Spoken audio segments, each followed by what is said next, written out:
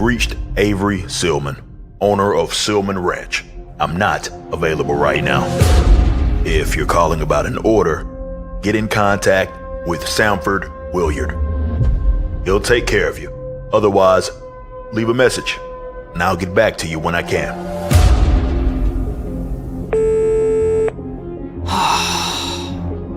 Avery. You stubborn. Why aren't you picking up the phone or answering my text? I swear if you don't... Okay, look. I know how hard that had to be to hear. And I know you. You're stewing right now, running every scenario in your head, already deciding how this is gonna end. But it's over. It's done. I never meant for this to spiral like this, Avery. I thought it'd be simple. You talk to him, get some answers, and come home. But I underestimated him. I didn't think he was that dangerous. I was wrong. But I'm okay now, I promise.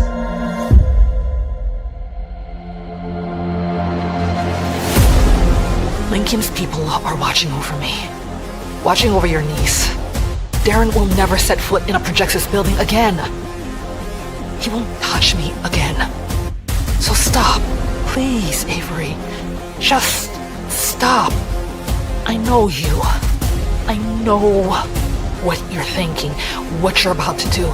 But I'm begging you, don't take this any further. Yes, he put his hands on me. Yes, he crossed that line. But I survived. We survived. And I will not lose my only brother over this. Call me. Call me now. We found Jasmine. She's alive. And that has to be enough. Please, Avery, let this go. Let the universe deal with that son of a bitch, Darren Fontano.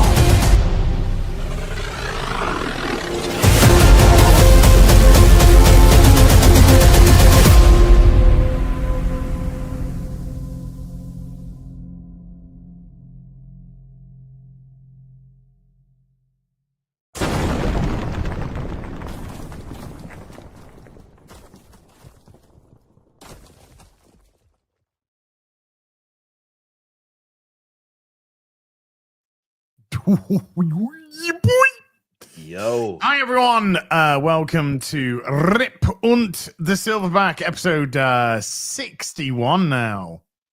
We're getting old, boy. I know. We're It's getting happening old. quick, man. It's happening quick. I'm obviously the That's how it Silverback. Joined as ever by the Rip Monsieur Eric July. How you doing, Eric? Doing good. Staying busy. I know I say that every week, but it's the truth, so can't lie to I know we've tried to coordinate a Monster Hunter Wild stream. Yeah. sesh, but I think things have been a bit hectic over on your side of the It's like, I don't know, just a bunch of statues arrived on the same day or something. And it's good for you guys, but that means a lot of work for us. For sure, because obviously we got to check them, we got to do all this. It's just. But I mean, big shout out to McFarlane Toys, big shout out to Iron Studios. They came out so lovely. I can't wait to show off some more of them, and of course ship them. So they arrive. I got mine coming. Yeah, I got. Oh yeah. Got to stick one in the cabinet. Got to stick one in the cabinet. Yeah. I got some empty cabinets downstairs. I'm deciding what to do with them. I think that there could be a bit of a Rippaverse cabinet going on. Just saying, because we are for sure just getting started. So might as well start that. I got that collection. Blood Ruth stuff. There it is. Check that out. This is legit, it's though. Legit. Is it not legit? This is like the most legit water bottle I've had in years. Told you. Yeah, we went. I've been trying to find the right water bottle. I'm kind of going through water bottles like nobody's business. Just like, it's just not quite right. It's just, there's something off with it, something not right. And then this one came out, I was like, perfect. Yeah. Man, it came out so well. Somebody rung the doorbell. That's why dog's going crazy. But yeah, man, it's we searched obviously far and wide to make sure that we, with that Blood Ruth book of yours, we got a quality, like all of our merchandise is legit, right? But we wanted to make sure that we got something that was like with the water, since we're entering into like the drinkware stuff. Oh, look at that. Check that out right there. Trinity hardcovers. Yeah, so a lot of stuff is obviously shipped as proof of this stuff. I actually, is that something amazing? You order some as and then it arrives. There's no comics. Where are the comics? And then they arrive. But yeah, so we've been very busy these last couple of weeks between that. Blood Root fulfillment's done. Trinity fulfillment's done. We are getting ready for the Great War of Separation. That's about to start shipping. Probably, I think we sent out an email. I don't want to misspeak. I'll let Kara. She gave the dates and all that stuff, talking about when it's going to arrive. And then we have this. Both statues are here, so we're just checking them, making sure all is good, and then we're going to send those out. So yeah, man, it's just been nonstop. Shout out to the warehouse team for the increased volume. They're still rocking and rolling, man, getting that stuff out. So that means all that stuff that Az just showed it's out of the pre-order window. So that means that if you order it, it'll start shipping like almost immediately. So go do that.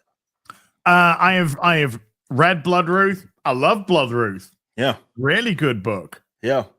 So I'm calling it the favorite. I don't want to spoil it because there's a very specific story in it. Yeah, that you can't really talk around. Yeah. Let's just say there's a kind of Odyssey vibe to it, sort of.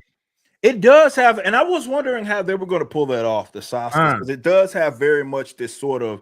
It's a horror book, but it has that fantasy kind of aspect to it, right? We didn't promote it that way, but that's very much what the character was created to be. We just kind of leaned in on the horror stuff. But yeah, to your point, as the readers, you guys are getting your hands on that. It very much has like a big kind of cool fantasy-esque element to it, which is just a nice mixture with the horror. Yeah, because I wasn't, we got you tend to get those promotional pages here and there. Yeah.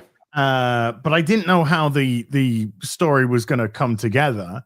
You sort of formulate ideas in your head. Oh, it's probably going to be structured a little bit like this or that and the other. But this has got such a very specific story. Yeah, it's direct. Mm-hmm. Yeah, that's what we wanted to do, right? I mean, we talked about how going into, and this was the first kind of book that people got to see, but going into 2025, we even talked about this on the Rippaverse, right? We was like, look, we have all these characters that have been created, but now we're going to really start to dive into their stories, right? It's going to be very specific to them. Sure, there's going to be new support characters that are going to be a part of those, but it is kind of a change in approach with Blood Ruth in comparison to some of the other books, because now we can at least run off the fact that our universe is pretty established. It's not like all the way. It's still a lot of foundation. I mean, we were only 2 years in, but still a lot of foundational stuff that we need to do. But at least there's like a lot of material that's already out there, like the City of Flores Park is really starting to get fleshed out. So with Blood Ruth and some of the future books, I always talked about on stream, like, hey, it is a very specific one that really dives into Blood Ruth. So after you read this, you're going to know her a lot better than what you did before, and we're not so focused on like adding all these new characters or like trying to put them over, kind of like what ISOM had the responsibility of doing with ISOM 1 and even ISOM 2, like with Blood Ruth and Gooding, right, being in those books. So with this one, it was very, very specific, and that's really the theme of all the books for most of them that are coming out. So yes, a connected universe, right? And there are some familiar characters that you guys have already seen that do appear in the book, but it's still very much it's very much a Sydney Blood Ruth driven, and not just that. There's a very I'm trying not to give anything away because it is just shipping at the moment, and it would be nice to go into a bit of a more spoiler discussion. But it is a very specific storyline, and I thoroughly enjoyed it. Again, it's what I do find. I just crush these books when I'm just reading through it. I crush them. Yeah, it's one of those, like, and again, I'm saying this objectively, could not put that book down when I was like, okay, I'm reading this thing front to back. It wasn't one of those, I get through like 40 pages and then I'll drop it and come back to it. I have my books that I've done that, and I have books that are excellent that I've done that. But for that, the story that they prepared is, in addition to the artwork and just this general style of the book, Oh, the as artwork's well. super. Yeah, he is. Yeah. Michael did such a phenomenal job. Big shout out to Michael there. And what an opportunity, right? We discovered him from the fan art contest, and now he puts out a book, which some people are saying that it's their favorite one, and it is. It's really cool to see, man. We got that mix of talent, new talent, veteran talent as well. So I love what we got going here. That boy needs some more work quick. Oh yeah, quickly, right? He's good, man. He's really good. Yeah, the artwork is fantastic, and I kind of got the sort of like a little bit of setup at the beginning, and I sort of like kind of flicked through to the setup part, and I got to a point where something was about to begin.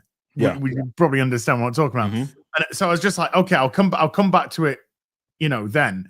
So I kind of put it to one side for then. Got to that point, and then when I went through, read the rest of it, then it was just like boosh right through the end, just because what happens, and it's very cleverly done, and it kind of feels like its own unique thing.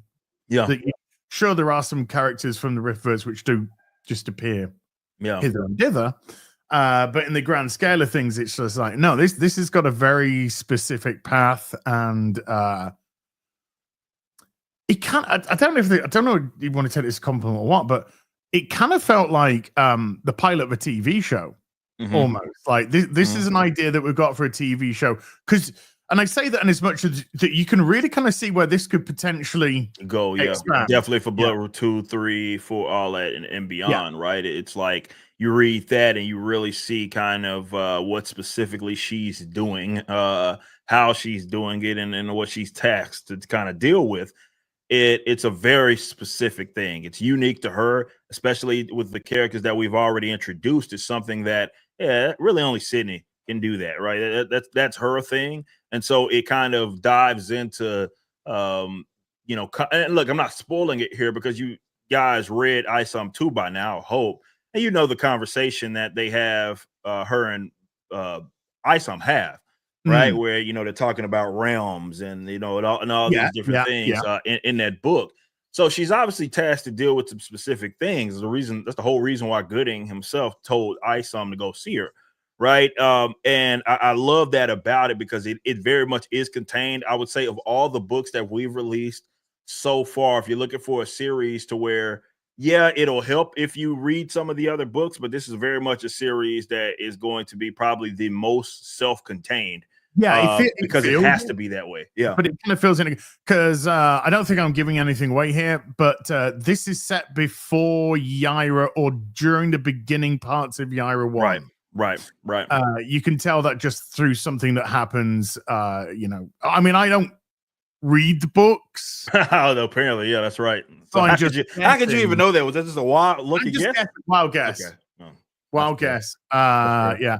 Because there was something that happened in it, and I was just like, "Oh, this must mean that this happens at this chronological event." Yeah. Or this. So I quite enjoy that because, in as much as it made me kind of say to myself, "Well, I understand why she couldn't be involved in any of the shenanigans that was going on in anything else." Right. Because she's doing her own shit. But it kind of, I like that. I like that you can kind of put people in certain places, and there's so it's good. I want to talk about that more because I enjoyed that. Yeah, we're for sure. I think most of, if not all of the orders, I will ask. I actually just followed up with Brandon on something here, and it's going to be interesting because I want to see how quickly we can do the spoiler talk stream so we can nerd out about that stuff, but most of them are on the road for the most part. I just need to check on the Rippaverse International, like the special program, because we only send those out like twice a month. So I want to make sure all those have gone out. But other than that, man, all the Blood Ruth stuff for the most part is it's been shipped, unless you ordered Blood Ruth with like Yaira 2 or something like that. So man, it's fun. It is really, really fun. It's a fun time to be a fan of the Rippaverse, from what you guys are picking up with just everything, that all the cool stories that are being told. And man, I just love it, man. I just recently did a video talking about like the just how much variety that we already have and this early on, and then by the end of this year, it's going to be even more. So we got Norfolka, which deals in that's a completely different style book as well, and of course we have Michael and Lillian's books, like telling two villain stories. Makes me kind of excited for their books as well. Yeah, and it just it's just going to really be a fun year, man. And the fact that there's so many folks that are like ground level, you got to see it all start, and it's not one of those like with some of the companies that we fell in love or fall in love with as far as their properties, where by the time we were born, they were already 40 years old. You know what I mean? It's not one of those situations. You get to see it grow, and I can imagine it's a really cool thing. So hey, big shout out to the Nooner. Shout out. We know y'all always come over here, so big shout out to the Nooner. Shout out Gary. Hello to the Nooners. But yeah, I mean, like I want to go into it more. I can't go into it more at the moment in time. But absolute bang about the Oscars. So congratulations to the Oscars. Big shout out to them. Another wonderful story. Doozy. Yeah, I love that. It's same with Alpha Core. I couldn't put down, Alpha Core when I was reading that. It's just like smash. Yeah. Smash that out. Yaira's just like smash. I really enjoyed Isom too, even though I never read it. Yeah, apparently, yeah. So I really did enjoy Isom too. I thought, there's like I said to you, there's a monumental leap from the first one to the second one, and how. So that was just so awesome to see as well. So yeah, if you ain't picked it up, pre-order right now. It's on the site. Yeah, you can still get the is it the D copy? You boy. For Bloodworth, yes, that's still available. Yeah. I think the black and white one is still available as well. So if you want a very like low price option, that's a great one to grab. A lot of people grab those. So yeah, I have it in there. I just did a cool video doing a speed run, or trying to do a speed run with all the books that we dropped. So yeah, you can get the black and white version. Oh, look at that cover, C by Wagner. Look at that. Foil cover, dude. Yeah. Oh, there it is. Michael himself, his mass print. That one's gonna always be available. The one that he has right there. So yes, and of course, if you want that black and white version, you can get that low price option there for you guys. We didn't tax out the wazoo for it, so be sure to go grab that. It's a fun time, man. Fun time, and I can't wait for people to see all of what we have been working on as well, because it's just so much going on. So did you pick at the by the way, the new colors on ISOM one in the Trinity? Oh, I have yet to go through Trinity. I've yet to go through Trinity. Gotcha. Oh my God, he never read Trinity yet. Well, he read the individual books. Yeah, I read the individual new one. Yeah. I did get somebody say when I posted a pic of it a few days ago, and I was like, look, all right. And then somebody did put, what was your favorite part? Of course they of did. Isom?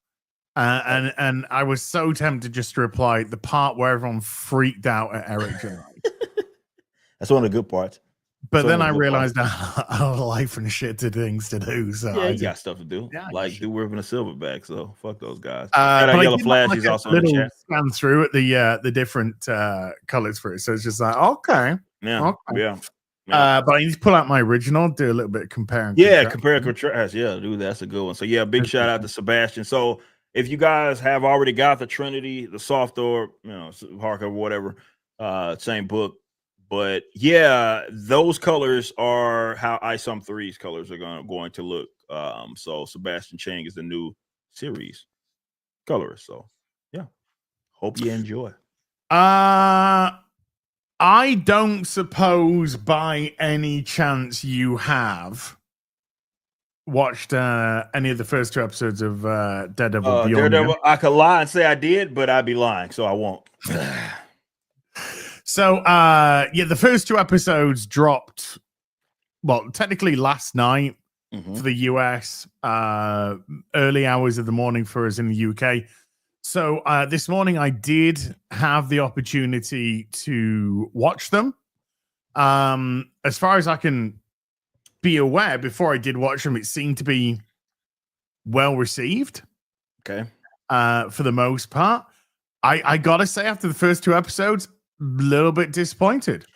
Who else did I see also have? Was it Endymion? There was somebody else that I saw that had a similar similar approach to it, and they were like, yeah, it's not like it's like terrible, but yeah. There's things that are good, but overall, I was actually. Are we okay to talk spoilers for a Daredevil, folks? Turn the stream off. Actually, don't just mute it for a little second because we're gonna go through spoilers here. Yeah, we'll do that when we're ready to go. But yeah, we'll go through spoilers. Okay, so Mike also didn't like it either. Okay, interesting. Yeah, I mean, I wouldn't say I didn't like it, because that wouldn't be correct. But is it on the same level as the Netflix series? No. Okay. No, it's not. It's kind of, yeah. I'm sorry, Flash. You're gonna have to come back later, Sonny. It's kind of wearing a skin suit. It's sort of like copying Netflix's homework in terms of tone and stuff, but you can tell the Marvel elements and whatnot. And yeah, disappointment. First of all, Charlie Cox and Vincent D'Onofrio are phenomenal. They're great. Particularly Vincent D'Onofrio. He's the standout character of the first two episodes. But both of them, it feels like they haven't missed a beat. In terms of the character and whatnot. So Foggy and Karen, they're in it for like 2 seconds, and Foggy gets killed right at the start of the first episode, and then it has a time jump to 1 year later, and there's a fight between, and it's Bullseye that kills him, and there's a fight between Daredevil and Bullseye, and it's pretty good. It's okay. Again, not to the Netflix level. But it's it's pretty good. It's okay. And then that's it with Karen and so Matt. Let me get this straight. And please, I'm serious. Correct me if I'm wrong. You saw that's why I love these conversations, because oftentimes you see this stuff I don't. So I'm just asking. Yeah.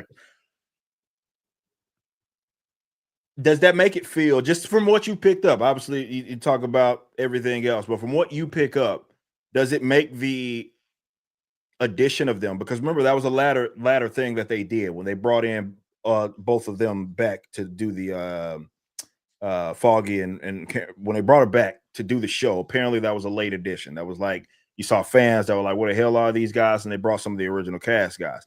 Does it feel like cheap with that happening, as far as, okay, they just brought them in for this little first episode and then that's it?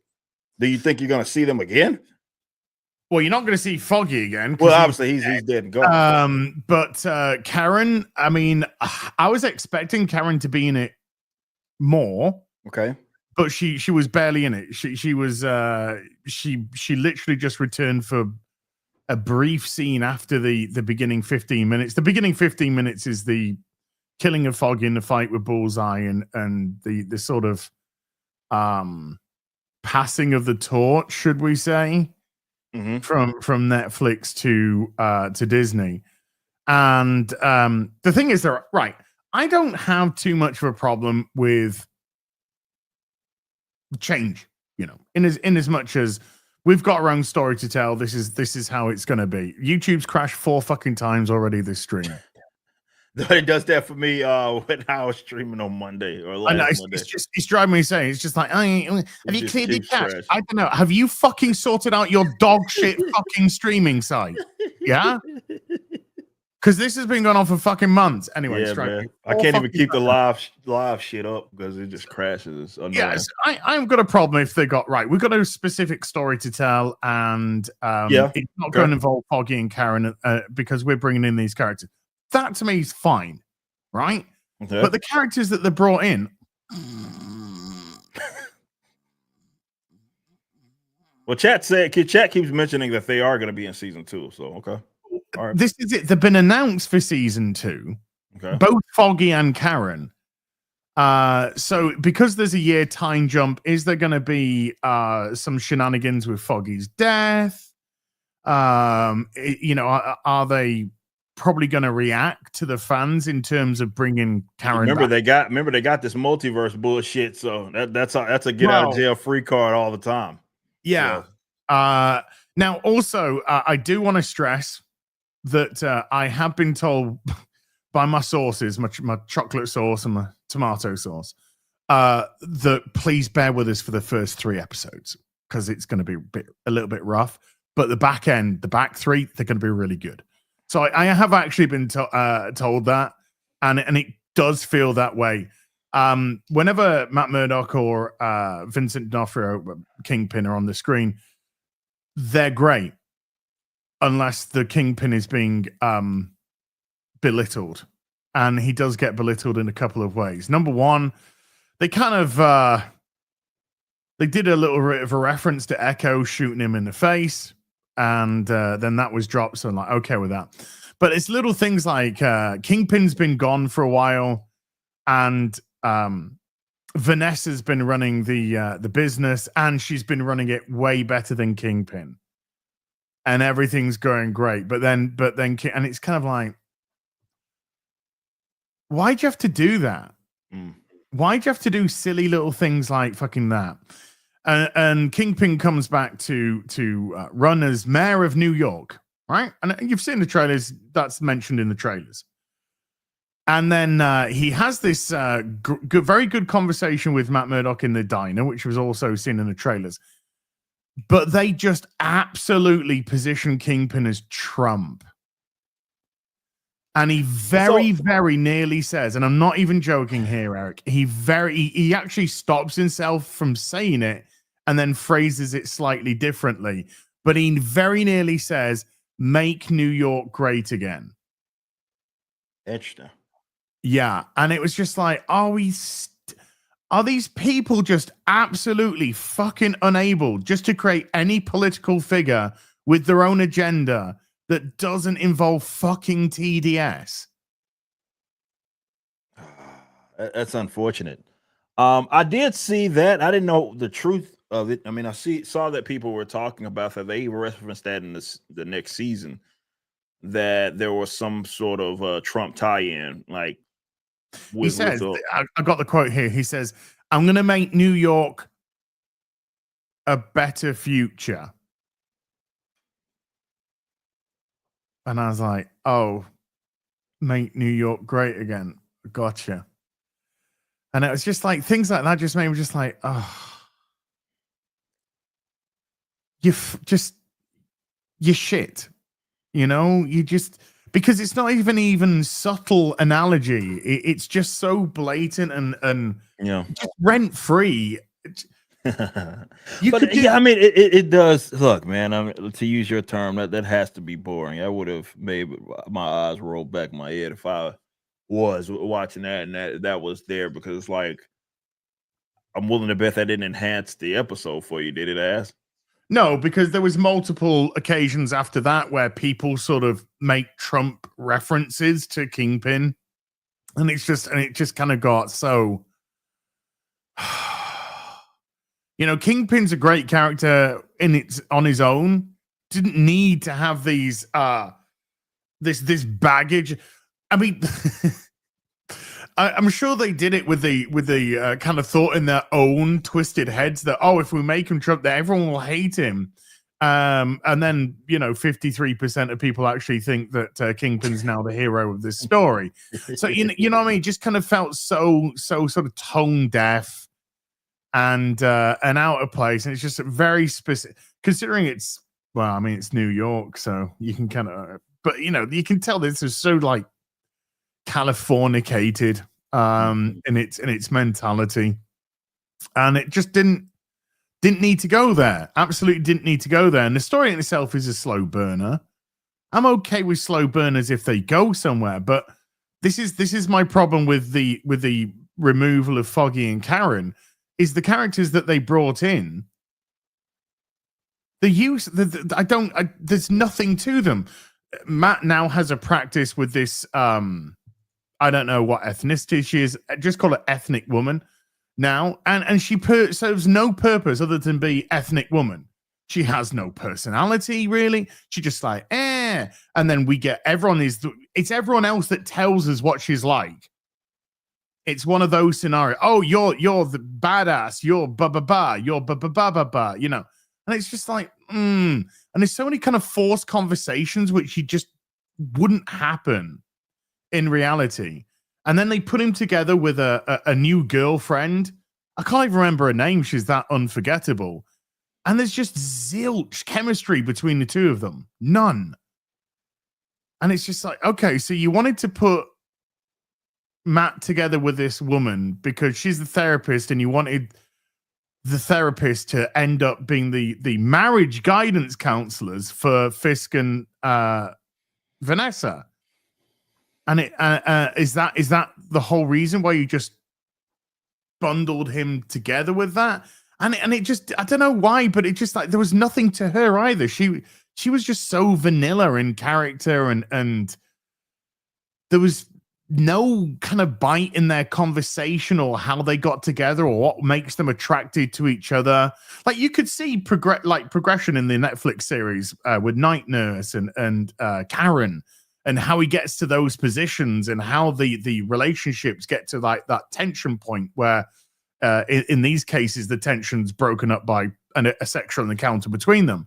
But with this woman, it's just like, oh, woman at office set us up on a date together. Is there any fucking reference to him being blind or any kind of conversation around that? Consider it's the first time they met. Nope. So that kind of just goes past the by. They're meant to have some sort of, oh my goodness me, are we getting set up on a date? That's awful. Didn't work. And then the next thing we know, they're just suddenly dating, and it's kind of like, why do you like each other? What drew? And so it's just weird things like that just don't connect, and I don't like it when things just don't feel right. They don't connect together, don't feel organic. There isn't a natural progression to get there. It's just like, we need him to have this, so now he has this.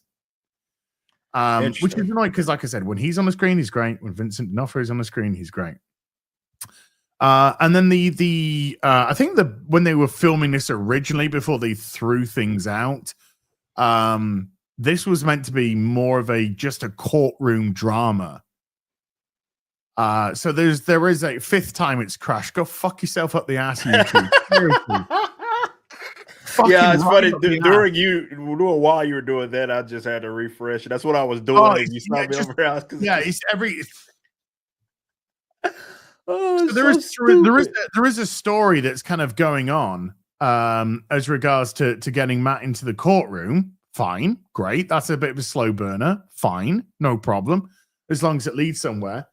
And then you kind of like, but there's a little bit of a weird thing about this whole case, because this whole case is about a guy who sees, and I won't, whatever he's called, the white tiger. He sees two guys beating up another guy on the subway. So he goes to stop them, and he's like, "Oi!" and they just go like, "Piss off!" And so he goes in and defends the guy that's getting beaten up, and he fights the other two guys, and it ends up with him throwing one of the guys in front of a fucking train, and doosh. And then the other guy turns around when that happens, and goes, "Police, you're under arrest." So there were two police officers, and probably dirty cops. Yeah, they were dirty cops. So you kind of like, oh no, so now he's being beaten up in the police station. He's going to be tried for murder. And you're like, okay. So Matt steps in to help him. And it's just like, no, you're innocent of murder. And I'm like, okay, but no, he didn't throw. Okay, he's fighting him, and the guy fucking stumbles in front of the plane. He stumbles in front of the train because they're fighting, right? So it's kind of like, in reality, he would still get hit. Let's just say in a perfect world. In a perfect world, it'd still probably get done for manslaughter. At minimum. There's still at least a shithole New York, though, so maybe they got that part correct. Well, yeah, people getting thrown in front of, people falling in front of trains, thrown in front of trains in New York. Yeah, fine. But yeah, I mean, there would still probably be some sort of manslaughter charge or reckless or death by, reckless event or whatever it is, because of the fact that he inserted himself into the situation. So it's not as clear cut as you didn't murder him. But I don't quite know where they're really gonna go with that as in terms of a court case. Let me ask you this. Obviously, it's only the first 2 episodes. There's been even some of the more, I hate to call them shield media, but the media guys that maybe people aren't that fond of had talked about the lack of the religious themes. Obviously, look, you got more episodes to come, so that may be one of those that you end up seeing. But are you getting that feeling after the first couple of episodes? There is a very, very, very brief moment where he's across the road from a church, and that's it. And then there is a very short conversation. There's a very short element of the conversation that he has with D'Onofrio in the cafe, where he does mention sort of his religious beliefs and also retribution, and that's it. So there's other than that, there's been none. They kind of steered. So it's at least, but it's at least there. I mean, but that's minor, yeah. And I mean, definitely in the context of a Daredevil. So I can totally. But look, there's going to be more episodes. So sure. if I'm going to be fair, maybe that is some stuff that gets entertained. But yeah, from early reviews, people that had seen it, they did mention that as a knock on the show of the lack of kind of religious themes. And yeah, it's with this character, it's core to him, right? So it's kind of it's almost impossible to accurately depict them without, especially if they're doing this whole born again stuff. Well, they're not. They've said that born again is simply the name because it's now resurrected. Oh, I didn't know that. Okay, well, yeah. So they said it's got nothing to do with the born again story. They're simply using that title because Daredevil's now resurrected on Disney Plus. That's okay. That's interesting. It's like okay, we make the ill-advised arc, and it's no reference to it at all. Well, they didn't. I mean, Netflix did their own sort of born again anyway. So yeah, which is true. Yeah, beyond again. That also is fair. That's interesting though. Didn't know that. Yeah. So it's not. I mean, the reason why I'm talking about the show like this is this is easily the best Disney Plus Marvel show. There's no question about it. But that's just the thing. This is a show, and I can judge it based on it being a legitimate show. I can't judge the others on being a legitimate show because things like Agatha and Echo are fucking anal bleeds. You know, it's just diarrhea out my fucking prolapsed anus. That's what those shows are, right? So you can't even judge those shows as being television because they're not. This is actually a show. So I can judge it based on being an actual show, and judging it on being an actual show, it's okay. It's just very, very middling at the moment. The first 2 episodes, very middling. Nothing to get too excited about. Bar a couple of good performances from Charlie Cox and Vincent D'Onofrio. But otherwise, in terms of interest, story, other characters surrounding it, very weak at the moment in terms of that. Very weak indeed. A little bit of manipulation by Kingpin as mayor. Great, fine. But the characters that have been introduced to surround Matt now, there's nothing to them. There's nothing to them, and he would have been far better served having Karen and Foggy there as those characters. So yeah, it's a bit of a weird one. That's interesting. Well, how many more episodes are in the season? 4. Just 4. It's just 6. So it's just there's six like episodes. A single episode next week, a single episode the week after, and then a double episode finale. So it's very in output. How long are those episodes? I didn't. I think the first one was about 45 to 50 minutes if you take away the credits, the external credits, and the second one ended up being not that long, probably about 40 minutes tops. Yeah. The second episode. So yeah. I wasn't as impressed. There's some people in our sphere that have been very impressed with it so far. I can't I've say seen that it. much. I've seen both. I've seen some. Yeah, I've seen both. Yeah. I've seen some that were it's disappointing. 9. Oh, it's 9. It's 9 apparently. Okay. 9. Oh, okay. So yeah, I've seen both. I've seen some say it's off to a rough start, and I've seen others that have been like, oh well, this is pretty decent. So there's plenty of episodes, I guess, still left. Yeah, I have been told, like I said, my source, they said, please bear with us for the first half. Because the first half is them trying to get something out of what was filmed. And then the second half is what is theirs. Yeah. Okay. That's fair enough. Yeah. I mean, we're going to see, man. This is a character that I think a lot of people, at least the Netflix, including me, spoke fondly of, have very fond memories of, especially once it first aired. And there's also this return to form that's needed, right? That I think that everybody acknowledges, even the people that speak positively all the time about what's happening with the Marvel Cinematic Universe. So yeah, I mean, do you feel like it's at least I hate to use this term, but a step in the right direction? Okay, I don't want to I don't want to fall into the trap, which is really easy to fall in. The trap being, this is at least better than the stuff that we've had, because like I said, the stuff that we've had has been absolute fucking piss water, and I want to be able to judge shows on being fucking shows again, and so that's what I've tried really hard with it, because I love the Netflix Daredevil, fucking loved it. I loved all 3 seasons. I did too. I was actually a lot fond of even the entire Netflix little Marvel universe, including Luke Cage. I was a lot less harsh on even Iron Fist than a lot of other people were. So yeah, I'm right there with you. That was ass. And I didn't want to fall into that. I didn't want to fall into that nostalgia trap. At least we've got them sort of vibe. Because that to me is just not good enough. If you're gonna do this stuff, it's got to be as good as you can get it. And so I'm sort of more interested in what the latter half of the season is going to be than this former half. But if I'm going to judge it as a show, if I'm going to judge it against other things that I'll watch as a TV show, Severance or Silo or Reacher or whatever it may be, then I got to be as critical about this as I would be with any of those. And if I am so far, it's good moments, not good moments. That's fair. I think that's fair. I think that's entirely fair.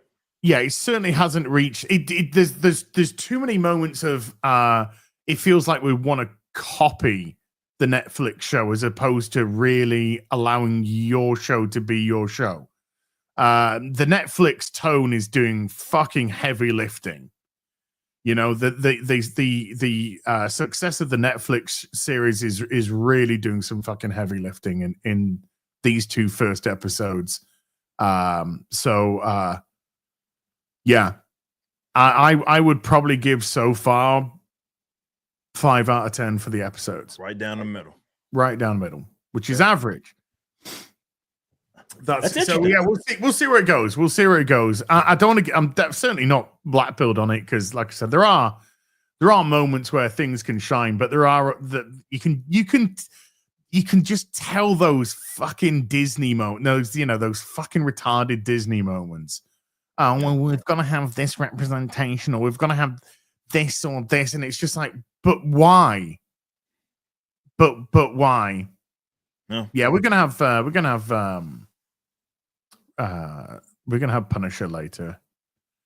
So there we go. Yeah, that one's 50 isn't average. 50 is right in the fucking there. Well, yeah, it's right down the middle. Yeah, it's 5. I mean, if right down the middle. That's just right down the middle. I respect that. Well, yeah, man. Look, we'll see what happens. How you view it, and obviously we'll be covering it here on Ribbon of Silverback. When we get through some more episodes, because it has a lot going for it. Again, because people thought so fondly of it before, but also it was set up interestingly. Let's just say that when we saw that return in She-Hulk, and they didn't do it any favors there. And echo obviously what happened with Kingpin there.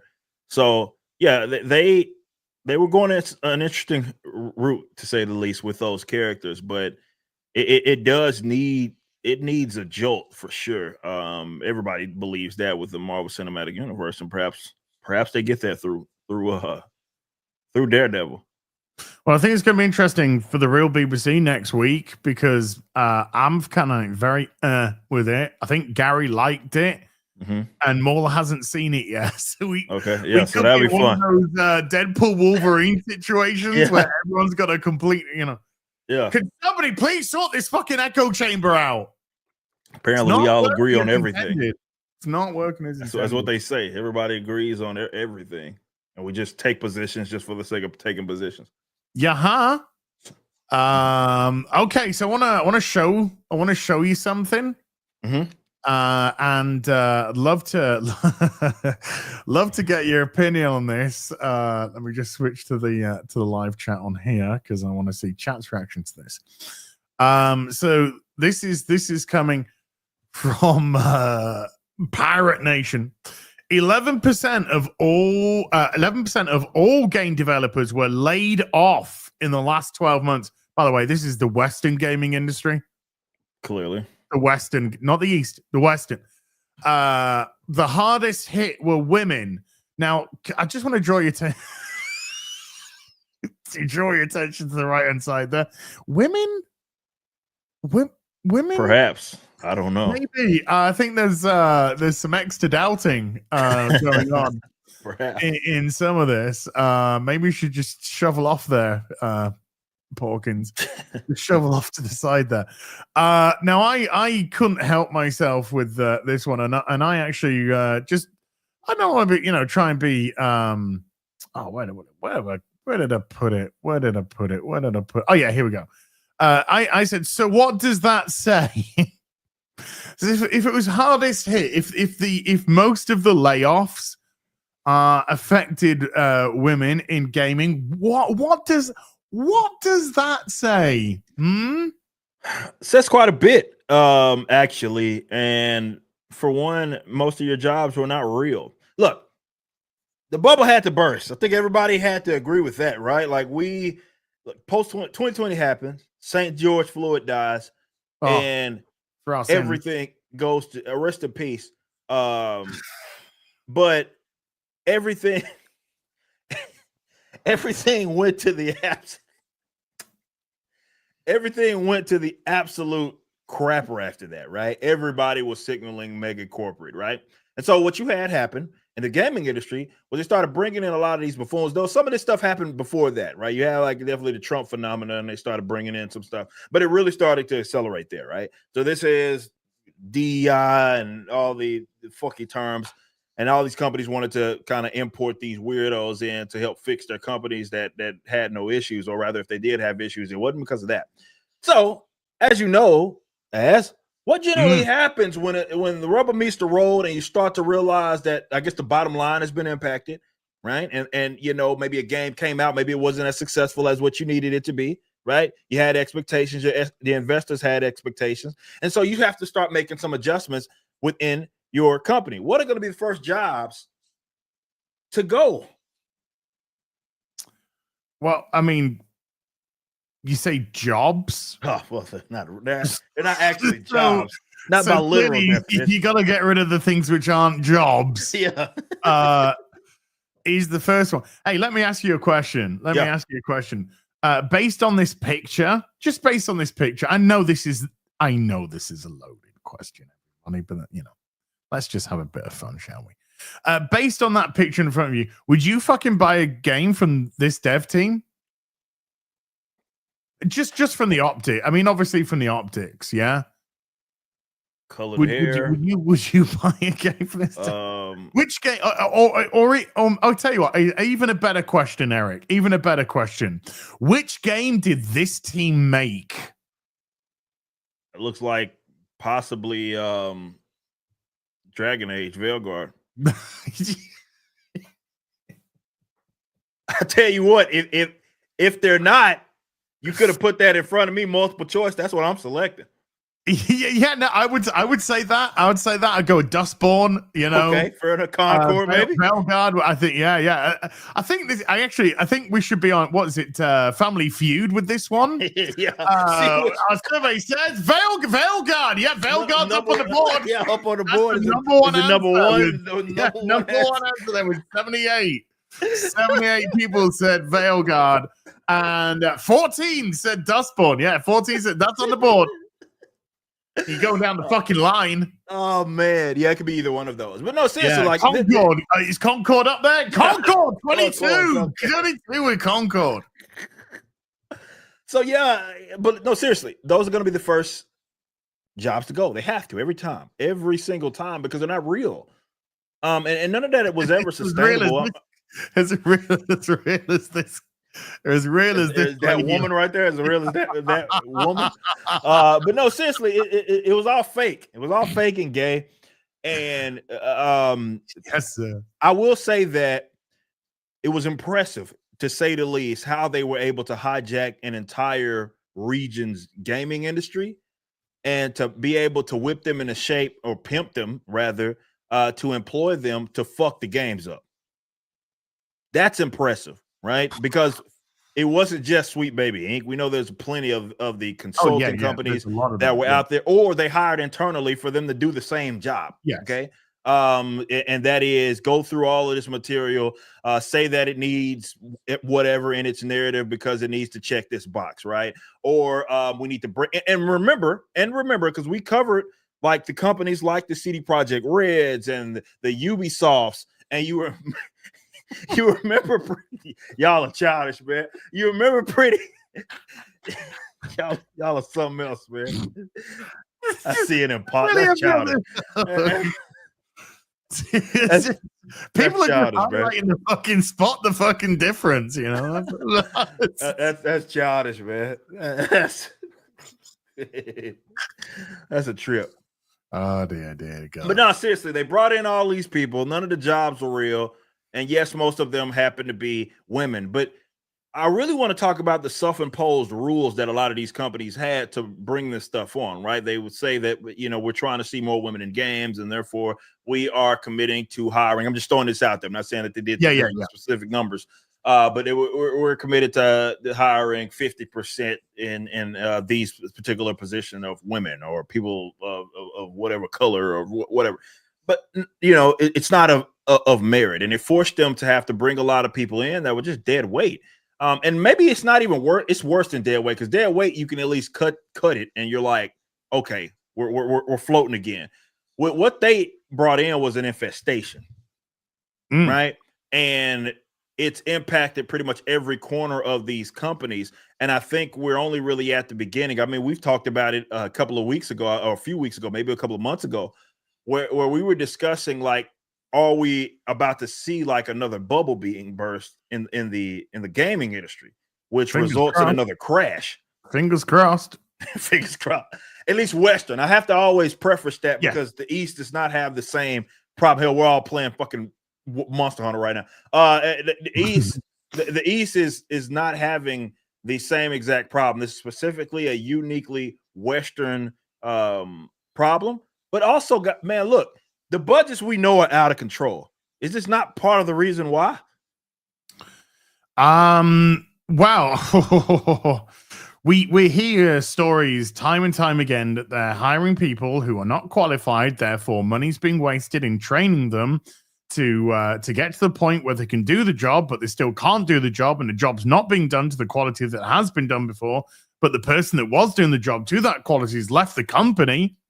And they've gone elsewhere now. So, we're hearing these stories all over the fucking place. Bloat. We know for a fact that in the West, the amount of fucking bureaucracy in these companies is just gobbling up money. How many games have we discussed in recent years, Anthem, et cetera, that have eaten up hundreds of fucking millions and got nowhere really? Anthem didn't even know what they were doing till 2017, and how much had gone into it then. The recent Wonder Woman game cancelled, 100 million thrown into that for what? How? I mean, Eric and I made the best fucking Wonder Woman game imaginable. Got the concept came up down. with that in all but 2 minutes. Yeah. Had it ready to go. Not that it was actually difficult for anybody to do. You know, I'm not saying that Fair we're enough. fucking. We don't need to be geniuses. The next coming of the Western gaming industry. It's simple ideas are obvious. You know, simple ideas are often the best ideas. And Wonder Woman was just an absolute setup from some very specific type of gameplay. So if we are talking certainly in the West, teams of DEI and all of these fucking, how much money do you think they're gobbling up? Because they are, as we've already discussed again, those teams have to cause problems to justify their existence. If there are no problems, they have no existence. That's why they're always the first to go, because they know that. So they cause problems with themselves to try and justify the existence. But when the pedals to the metal and they really have to cut costs, then yeah, guess what? You're the first to fucking go, because you are not a proper fucking job and you're not a proper fucking employee. No. Bottom line, man, we're going to see more of that in various industries, right? As you've seen that I don't want to say there's been a pivot away from it. They're starting to like kind of try to redefine stuff. But look, they were expecting that this concept of DEI or whatever the fuck was going to catch on, and it just didn't. It became a word so fucked that they absolutely had to pivot on using that particular language altogether. And they've admitted as such that, look, it was a failure. I mean, I was probably like a few weeks ago where it was Chris Hayes. I always get him and Matthews mixed up on MSNBC. And he was going on about like how they lost that battle, right? On using that term, and they wanted to use another term. It was called like bridge. No. It was what did he got? It was like it started with a P. I can't remember what he said. It was some ridiculous phrase. Hey, shit, women get employed for nothing. Is that it? Yeah, it was some nonsensical term that he preferred that they use, but it would mean the same thing. But they are, so the reason I bring that up is because it's basically them admitting, as far as the optics are concerned, it's cooked. Like that term is absolutely cooked. So even with that, you're going to see the sort of the shifting of the deck, and a lot of these guys got to go. And that's even if the studios themselves don't go under. Hell, we were talking about it last week or 2 weeks ago, whatever it was, with Wonder Woman. And it wasn't just that game got shut down. The whole studio went, which is crazy. After spending $100 million. Did you see that? Patriotic pluralism. That's what it was. Patriotic pluralism. Pluralism. That was it. Yeah, pluralism. Yeah, that's what I've. Yeah. What the? Yeah, that's gonna catch on. Yeah. That's what it was. So, yeah, they want to just redefine it, but they want it to mean the same exact thing. So that's them conceding that they lost the optic battle. But, yeah, we're going to see a lot more of it. The jobs are not real. And, look, it was something, especially once the investments start to dry up. I've been saying that for a long time. It's, year one, you see all this bullshit, or it just accelerates, and everybody's like, wow, what the fuck? It'll never go away. And I'm always like, hey, be patient, man, because they got a lot of money, make no mistake. And there's other nefarious parties, right, that are subsidizing this stuff for their own agendas to try to force behaviors, right? It always comes back to money, man. Right. That's for sure a point. But because it always comes back to money, it's also that's the perspective, and that's the white pill of it, is that they can't keep spending in the same capacity when it's not working. I believe truly that they thought that, crazy thing, but I think that they thought, especially in gaming, and I think that's what really held the line over some of the other industries, that this shit was just going to work, right? And so they were going to be able to get what they wanted and invest in all of this bullshit, and gamers were just going to be like, oh, I guess our games are this is what they're about now. And they just said, no, fuck no, we're not going to play this shit. And then you have, I don't know, a company like PlayStation investing almost $500 million, however much it was, in a game that existed for how many days? 10 days or something like that? Yeah, I think it's 11. Yeah, some of that nature before they said, fuck it, it's got to go. I I'm a veteran of the Call of Duty Modern Warfare 2 lobbies. Medal of Honor, Purple Heart. I've got a lot of acolyte for those, for those days. Took a lot of war wounds. Took a lot of gooks out in the process.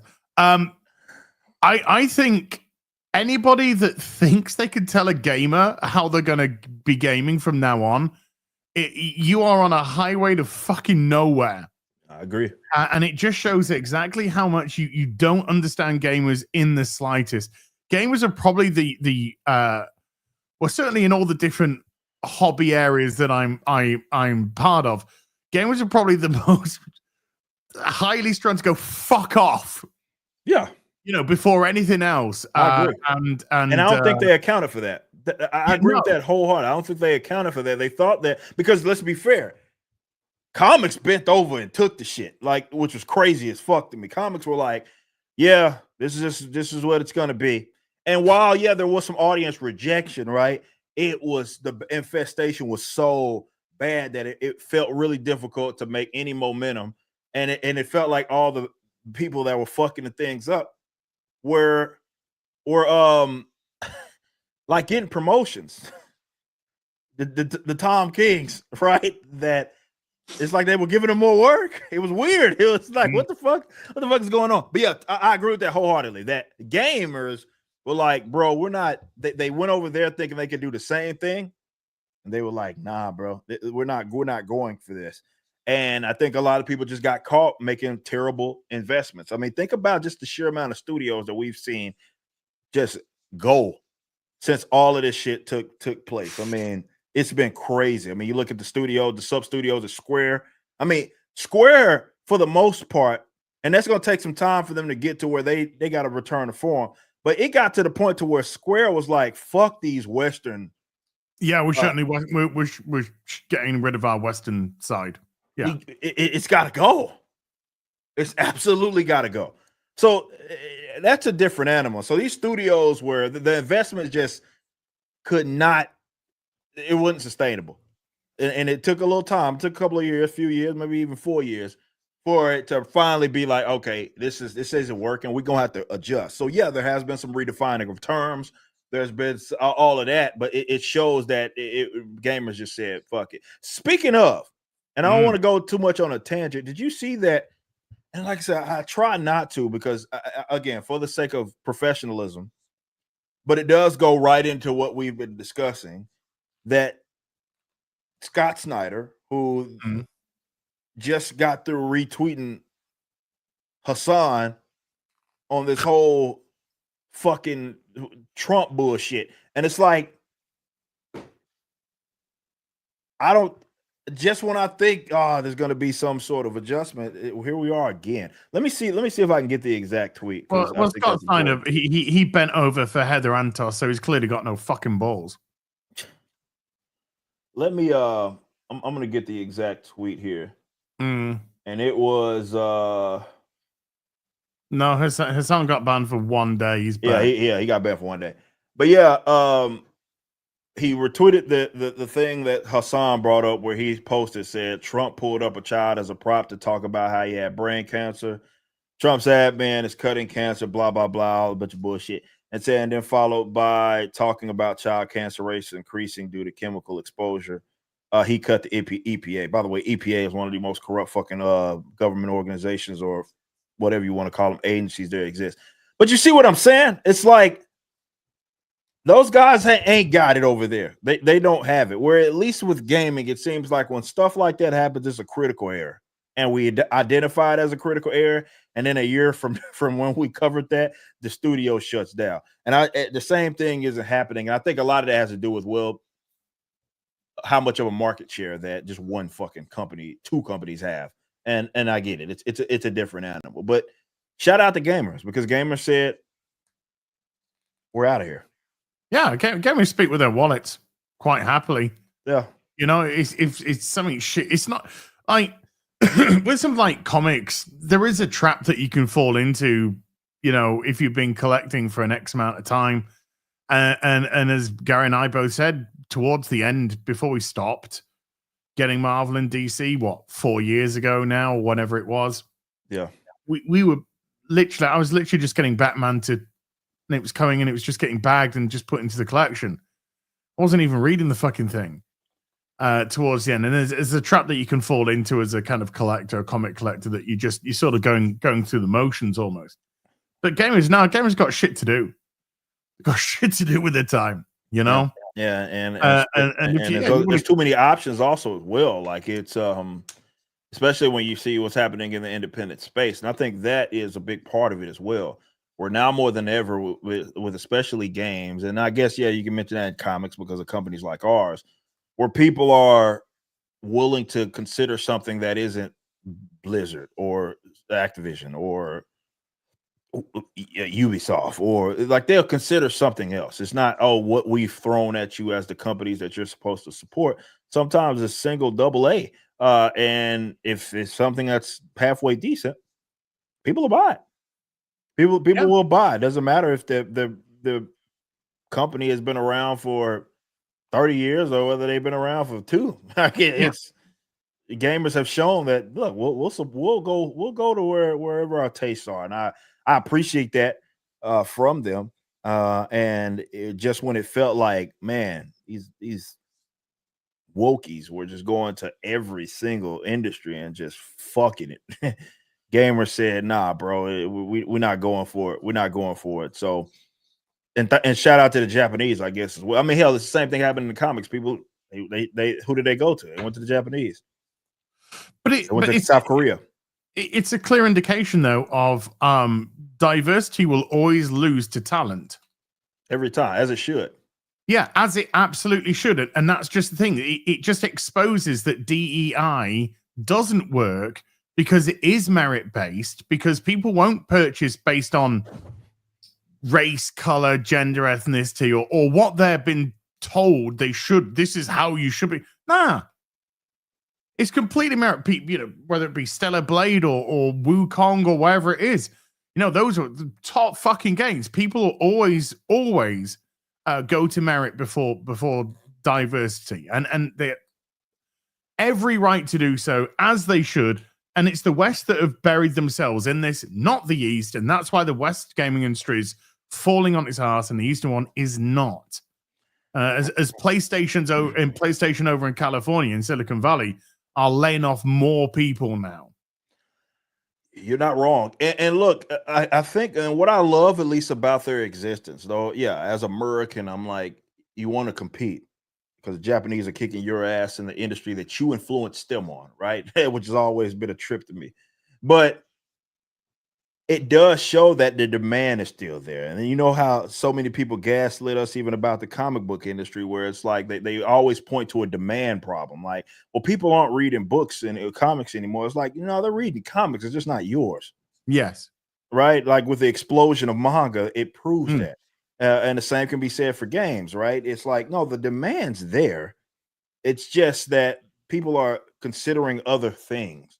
And instead of look within, which is what, and maybe that is a Western kind of thing. It's essentially a sense of arrogance where it's like, well, I can't be the problem. It has to be them, right? And it can't be us. It has to be the customers, or it has to be some other thing that's getting in the way of this. It's not, well, we're producing something that is antithetical to what either made this industry or what the people want themselves as customers. People aren't dumb. I know they'd love to think people are dumb, but people aren't dumb, right? You can't preach diversity and then have excluding groups that surround all of this DEI, right? Oh, it's about you know, integrating people. It's about inclusion. Inclusion's a great buzzword that they love to use. They love that. Meanwhile, there's 15 different fucking divisions that they're broken into to have their own little, you know, whether it be blacks for gaming, gay people for gaming, men with pink hair for gaming. You know, they put themselves into all these compartments and then go inclusion. And just like, no, that's called exclusion, right? You know, inclusion is just getting on with shit. Inclusion's creating something that everybody gravitates towards. or a huge proportion of people, because there's nothing wrong with somebody going, do you know that isn't necessarily for me? Nothing wrong with that. Nothing wrong with having a target audience. If I had a product and I looked at the demographics and my product says, do you know what? 98% of your customers are white men. I'll be all right. Okay, that's my fucking target audience. That's just the audience. So, yeah, if I looked and it said 98% of your audience are fucking black women, I'd be like, that's my fucking audience. That's your audience. That's what my demographics are telling me. That's what my target audience appears to be. Boom. That's who I'll focus towards more. Well, why aren't you bringing in the white men to your 98% women? Because that's my target audience. Yeah. Now, you can come in. I'm more than happy for you to come in if you want to come in, but that's my main demographic, and that's who I'm going to fucking cater towards. Yep. That's how I'm going to create whatever it is that I'm creating for. But we've lost that. People have lost that. They're just like, oh no, you can't. We must have this, and you must be forced to have this. And no, not if it pisses off the your target audience. Yeah, you don't gotta have shit. I mean, they want you to, and that's it's like, which is crazy to me. I mean, that has been adopted for all too long, and I don't know if I think it does have to do with a lot of people that have been churned out by this machine, because oftentimes they're so separated from the actual buyer and from the customer that because they're commissioned, right? Or they on salary or whatever. So it's like your bottom line isn't necessarily impacted until you get fucking fired on all of this goofy stuff. But yeah, those that are paying attention to markets, especially if you're a business owner or you're in some sort of management position where it forces you to have to be knowledgeable on that, then yeah, you're looking at these different demographics and you're like, look, if my primary audience, like, and we see a lot of that stuff too, even like from the responsiveness of ads, right? You're seeing like, oh, well, it's skewing 85%, of this demographic, like that. Well, that's your audience, and it doesn't become something negative until one of these crack smokers that you've imported into your company has made it a problem, right? Yes. Oh, well, why are most of your devs white? Because those are the ones that are available. And they're the best ones. These are doing the best job for me. Yeah, they're doing the best job for me. So what's the problem? Like, there's no problem. There's no fucking issue. But they look at that where they'll see like some like arbitrary, or they believe that there needs to be some sort of arbitrary number of a certain percentage type of certain type of person. And then it's never enough anyway, ass. Look at what the fucking Glad dudes do every fucking week. Every week, or excuse me, every month, or year, excuse me, where they put out their report bitching about, well, X amount of gays are in this in mainstream TV or whatever. And it's like, is there a show without a gay person now? I don't even think there is. And it's still not enough.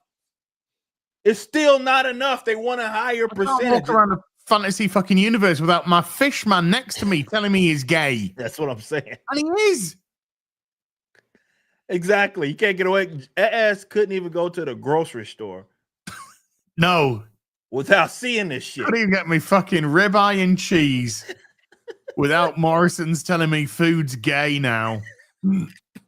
Hey, at the checkout, Mr. Checkout Man, do you want to look at our reams of pride flags? No. Why is this ribeye fucking homosexual? Was the cow gay or something like that? What is this? Was the cow fucking fruity? What's this got to do with shit? Morrison's has shown its support for the gay community. What's that fucking mean? What's it mean? Are you thinking that gay people are just going to walk past and go, oh, look, Morrison's got a pride flag out. Let's go to Morrison's now. They clearly support my needs as a gay person. So I need to go shop and buy my gay food at the gay shop. Crazy. Are you fucking retarded? You don't give a fuck. Because as soon as the fucking 31st of the month goes past, the fucking all get pulled down immediately. You don't give a shit. They don't waste no time. Right on the hour, midnight. Yeah. It's all got to come down. So midnight, on the dot. On the dot. It's all coming down, man. But no, I don't get it. I don't understand it. But they find something. They find an issue. And I've done these videos as for the last fucking 10 years talking about this subject matter, and people get mad at me because I'm right on it. And that is simply that the makeup is wholly irrelevant to whether or not that thing that's being produced is quality, right? Like I've talked about this. I always use this analogy of like track athletes, right? Most sprinters, the best sprinters, top sprinters, like you talk about 100, 200, mainly, even if you want to throw in 400, though you start crossing in the mid distance stuff. Top runners in the world, outside of a couple of outliers, all black, all of them, like for the most part, right? So if I start a track facility, right, and it happens to be that most of the people that are working out, maybe even the coaches, right, are predominantly black, natural occurrence, right? It doesn't mean that something negative it has happened, right? Now take them to the swimming pool. But then let's talk about that. What if I do have a natatorium, right, in an area, and you know most of those guys happen to be white, right? Like swimmers, white swimmers, right? Is there something inherently incorrect about that? No, right? There's a billion different reasons why the makeup of something is there. My argument has always been this. It's been simple. As long as it's voluntarily arrived, it's fine, right? So if it's almost exclusively white or exclusively black, or maybe there is something that does trend more to an even number, if it's predominantly male versus predominantly women, there's nothing wrong with that. There's nothing inherently wrong with that, so as long as it's voluntarily arrived. What people, unfortunately, especially over the last decade, though, yeah, you can make the argument that this especially started in the West with the Civil Rights Act of 1964, and it's hyper focusing on like affirmative action and shit.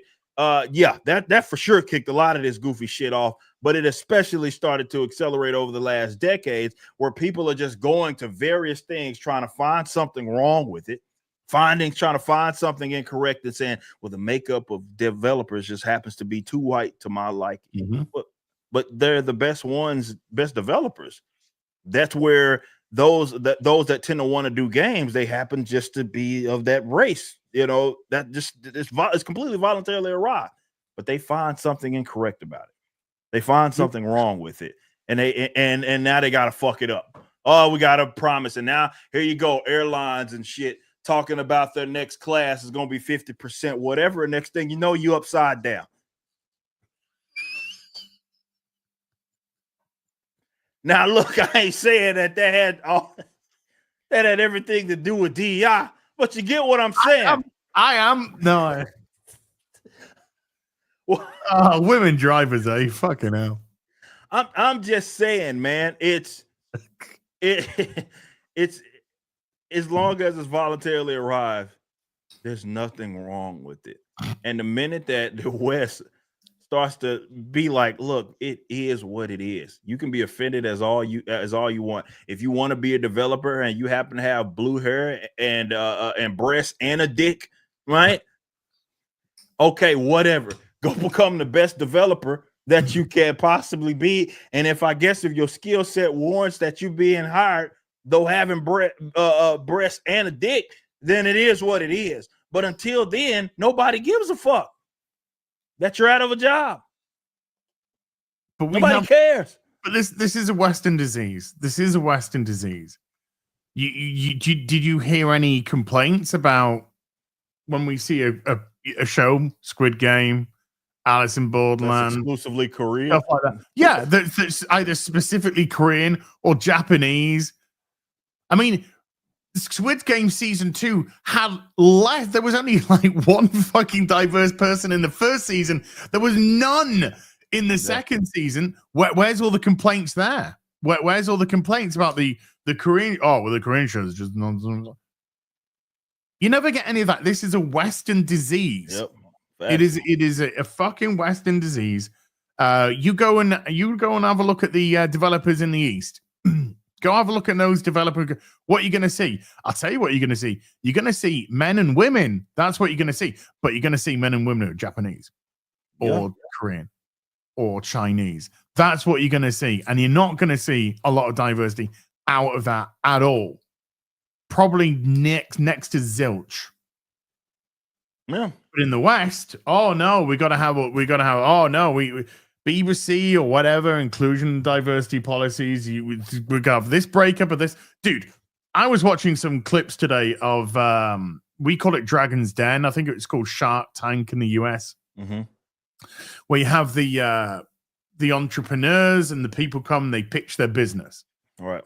And I just had some of that going on in the background while I was doing some shit today.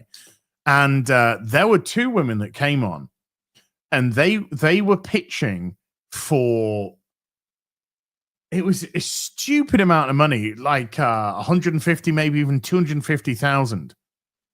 And that was to raise that was to get women into construction.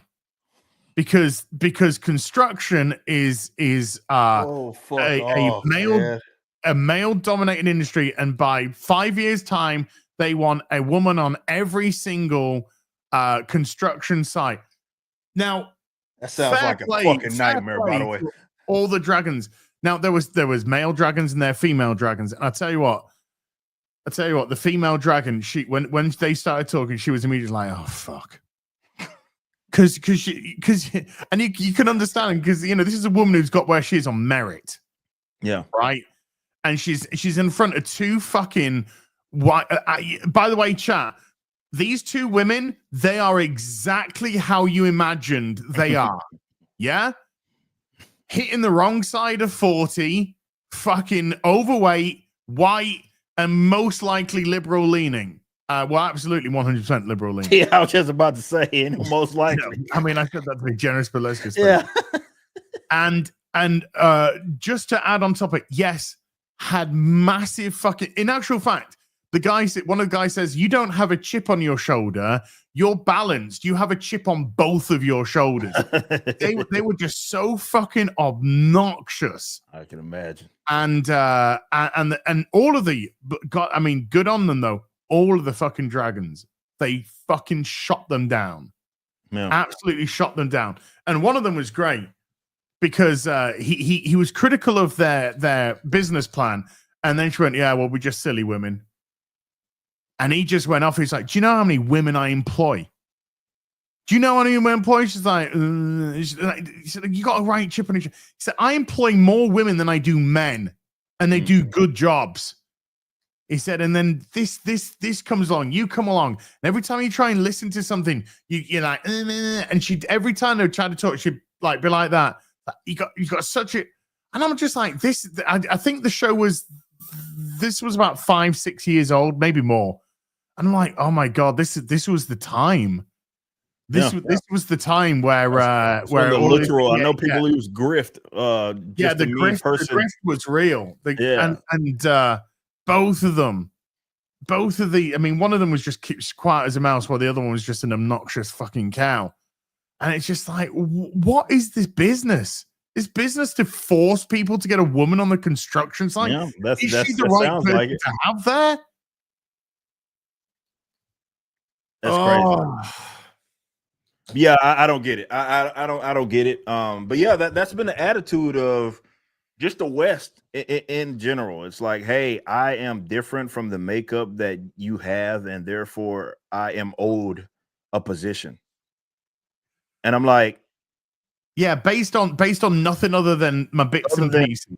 Yes, it's all superficial, some shit that you had no control over, right? It's well, maybe if you cut your shit off, you certainly control that. But you get what I'm saying. It's irrelevant to the actual job, right? It's irrelevant. So, but you're acting as if you're providing some sort of value by simply existing as a person of color, or gay, trans, whatever the fuck. And it's like, you're not adding any value. And unfortunately, in the West, these people have amplify these folks' voices to the point to where they feel like just by sheer, that's why they're so boring, to use your term, as there's nothing interesting about these people whatsoever at all. You go, all the bios read the same because that's all they got. Right? So it's going to be the pronouns, it's going to be the flags, it's going to be blockbuster video flags, flag, Ukraine block. It's all going to be the exact same. because that's all that they have. They don't have any accomplishments. There's nothing that they can point to that they can say that they're proud of because they actually did it. Because they actually did. There's nothing like that exists among these people. They're all quite literally so shallow. They're boring. They're boring people. But they had convinced there for a while, and maybe still have in some capacity, a bunch of folks that do have money that they are of value, and that's why they talk fucking crazy. Right? They talk. This is why someone like what's a face Brianna Wu can just say with a bald face, just you only like Luke Cage. Why you got Luke Cage in your back? It's because you're black, right? I'm like, what the fuck, heifer? What are you, or dude? What are you talking about? Yeah. Surely there's something else I find interesting.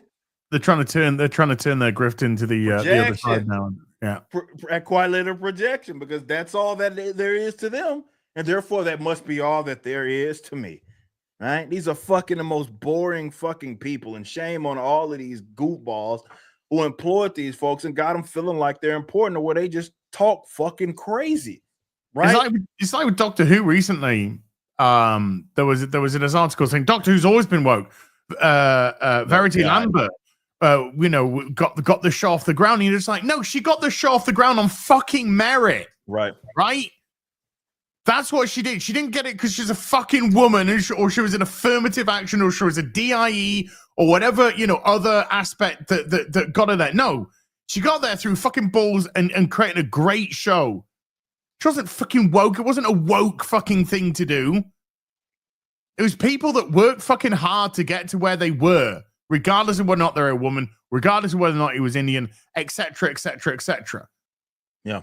And they try and retroactively latch onto that fucking shit. I despise that so much that they do that, because everything's now basically they act as if they have a monopoly on anything being done that's good. Right. It was like the whole X-Men lie. Right. Even though Stan Lee explicitly states that had nothing to do with why I created these characters to try to be fighting for civil rights. Right. These guys still hijack it and they say, well, it was always woke.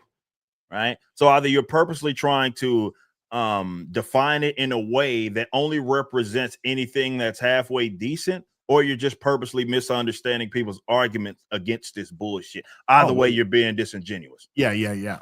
Whatever it is, you're being completely disingenuous, so you don't get to retroactively do that type of shit, right? You don't get to retroactively just say, oh, well, all this had been a thing for a while, therefore it was always woke, or because black person was in it, or because whatever was in it. It's like, it's not how any of this shit works. It's not. You don't get to do that. You don't get to fucking do that, but they do. They attempt. They will literally rewrite history if it means basically them saying that they get to own this said thing, and they're not actually ruining it. So they end up gaslighting everybody, right? They gaslight the audience, they gaslight the gamers, they gaslight the comic book reader. And like, I've read this shit, I've invested a lot of money. I know what the fuck I'm looking at. This ain't whatever the hell you advocated. It hasn't always been this way. What are you talking about? No, because people, these DEI advocates, they are the stolen valor of meritocracy. Yeah, that's what they are. They will latch on to people that actually got to where they were, got to their success, regardless of their gender, regardless of their ethnicity, regardless of their sexuality, and then try and turn it into their victory. Right. Literally the stolen valor of fucking meritocracy. They are bad faith actors, always have been, always will be. And a lot of it is talentless people that can't get where they were, so they want to steal. They want to steal someone else's person. I deserve. It's like fucking Boogie. Remember Boogie when he had his documentaries? Like, I deserve to fuck a fucking beautiful one. What? Why? Sorry. Why? Because reasons. Because what, you did a YouTube and once upon a time you had some popularity, so that you think you deserve to, like, what kind of fucking mentality is that? It's the same with these fucking people. I want to get in this. I deserve to get. Do you have the right credentials? Okay. No. So I'll have to fabricate some, and the fabrication is the inclusion. It's all fake and it's all gay. And thankfully, as we brought up, gamers as an example have said we're over this shit. So it's going to be very interesting how, if not at all, if at all, I guess, the West makes an adjustment. It'll be very interesting. I don't know if they are going to. It's hard to believe that they're actually going to do that. If they're going to be a little more discreet with their approach. But I mean, we see what's happening in games where one fuck up or commitment to this nonsense can completely collapse a studio, which is just crazy to me. But that I would say that's the market responding. Yeah, good. Completely collapse I no fucking no sympathy. I'm out, dude. I'm fucking out. I was out of benefit of the doubt in 2021. You know, I've had it done. Yeah. If you want to do this to your company, you fucking deal with the consequences of that. And now you're getting to the point where people are purposely being like, "Oh no, not gonna bother." Not gonna give it the benefit of the doubt either. I'm not gonna just you don't just get my money. No, you got Ubisoft now putting out game trailers for Assassin's Creed San Francisco, and they are turning off the fucking comments. Turning off the comments on their videos. I wonder why. Because this company has ignored through and through, ignored everything that's been going on with this whole fiasco with Assassin's Creed Shadows. Just put their head in the fucking sand and gone, we're fucking DIE and we're plowing through this. And it's crazy to still see some of this stuff. And I get it. It's just the paid media advertisement of it all. But to see people even still gaslighting people about the whole Yasuke samurai bullshit. And it's what happened to that college professor, whatever he was, whatever his role was in Japan? What did they do to him? Oh, yeah, he got run out of Japan. Yeah, pushing all this Yasuke bullshit. He got fucking fired and ran out, and that was Japan that did that. So yeah, get out of it. It was fake and gay, and everybody knew that. But it is quite interesting to see the full commitment to this. And look, when stuff gets to that level, you just have to think Ubisoft, how jacked up that company has to be, that as they're developing that game, as nobody said this is a fucking terrible idea. Not one. Or I guess if they did say it, they didn't have the power to change the course. Right? So they put this idea. That's what always intrigues me about it. It's not the fact that it just got made. It's that it's layers to it. So while we can brag on that one dev that has the blue hair that's so obvious that they had some influence, you also have to look to leadership. You also have to look to all those other people, because before we ever see it, how many layers did it have to go through before it got approved in the first place? But we're looking at it from that perspective. That's not the perspective that they looked at it from themselves, because right. When it got to the boardroom and they were just like, right, we're going to do Assassin's Creed game in feudal Japan. Okay, let's hit the history books and let's find somebody that's diverse. You know that was the intention. The way that they approached it. You're not wrong. You're not wrong at all. Right? Let's give it a shot.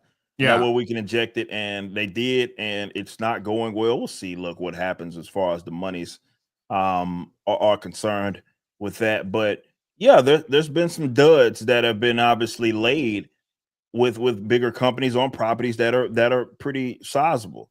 One of the Suicide Squad, right? What happened? What's going on with? I don't even know what the hell is going to happen with because aren't they building as Rocksteady? They're building another Batman game, right? Well, So the rumor goes. As is on that, I don't know if we got to turn that into the segment. Like, is this getting made? Like a segment just kind of going down the line of between the movies as well as all these games that are talked about potentially maybe might be happening. Yeah. And it's like, will it ever see the light of day? I don't know. But yeah, apparently they are going to continue on with that. But yeah, they still took a sizable loss on that. You know what I mean? And it's no guarantees, I guess is what I'm trying to say. So, but it is Assassin's Creed. There has to be a pretty phenomenal baked in audience that's going to get it either way. It has to be, because I'm not. That's not to say this is going to be an extremely profitable venture. No, it's so difficult to call now. It really is, because you would think this has got to sell a few million pretty quick. It's Assassin's Creed, man. So that's how your brain's working. It's got to sell 3-4 million relatively quickly within the first month, if not sooner. You know, maybe within the first couple of weeks. That's where your brain sort of goes. And then at the same time, you look at exactly what happened with Star Wars Outlaws and stuff like that, and and the fact that they pretty much alienated Japan in terms of this game. And then you got to think, is this actually going to have a knock-on effect on sales? Is this going to have an effect on sales? I mean, if we don't hear anything, I tell you what, seeing how many people play on Steam is going to be interesting to start with. And then seeing whether or not they release numbers early doors, that's going to be interesting. But my God, it's not a slam dunk. It's not like no, they've done everything in their power to trip themselves up, which is interesting, because I mean, who would have thought Assassin's Creed, even the divisive ones, or the ones that people are like, it wasn't that good, they're still gonna make gangbusters. But they put themselves in an interesting spot, and yeah, I don't know what if somehow and again, that's a tall order, but if this somehow is not profitable at all, do you think that's the end of this fucking company? Could well be. No joke. No, could well be. I think I really think if this game is not profitable, if this game doesn't make its money, I think we're going to be looking at buyouts. I think we're going to be looking at somebody to buy out Ubisoft. That NetEase Yves Guillemot takeover bid might happen, but there again, you're thinking, well, Yves Guillemot has been responsible for all of this shit, so fucking good luck. Fair. I don't know, but yeah, that would still be significant. It might not be a complete collapse of the studio, but even it has been leaked. The game has also been leaked, and nobody's talking about it still. Exactly. Which is interesting. Well, wasn't it leaked? Correct if I'm wrong here, chat. But wasn't it linked in Canada? And then somebody posted some shit, and apparently there is a law in Canada that you cannot post, like pre-release or somebody about to get fucked. Yeah, something like that. So they got, I think they got whacked pretty quickly. Yeah, fair enough. Yeah, well, I don't know what's going to happen with the studio itself, but again, it is speaking to what's happening in the industry, the entire industry right now, and there ain't no more layups anymore. I mean, they couldn't even make a fucking Wonder Woman game work, so which still to me is it's mind-boggling. Ass, I can't. You had that, and you had the fucking Nemesis system. And the guys that created the bitch, this is the studio. Well, not the guys, but the studio at least. Yep. And they somehow couldn't figure out a way to make it work. So much so that they said, guys, not only is the game done, this studio is done. Everybody get out. Like, that to me is amazing. That is maybe one thing if they were like, yeah, man, we lost a lot of money. We sunk a lot of money. These concepts just aren't working. We don't feel really good about our return. We're going to move on to another project. That'd be one thing. But to say, guys, there needs to be a retaliation here. Not only did y'all spit up $100 million of our monies, we got to get you out of here. Yeah. So I'll tell you what, studio's gone, games gone, and it's like it never happened. Yeah. You just turn the lights off. I already got someone that got the lease, taking over the lease. Some fucking construction company's taking over the lease. Turn the light off on the way out. We're done. Shutting it down. It's over with. Whole fucking studio for a game that we'll never see, that they sunk $100 million in. At least that's the reported amount that they sunk into. $100 million. And that's a lot of fucking money. And that to show for it. Nothing. Not even a damn. Well, we got that little teaser, right? But that's all we got. Ass. 100 mil well spent. Very well spent. So well spent. And we'll never see anything. We won't see a noun asset from that. That sucks. I like to at least see walking around the environment. Something. Can I see that? Like at least maybe just lasso mechanics. It probably ain't even got to that point, man. Probably never got that.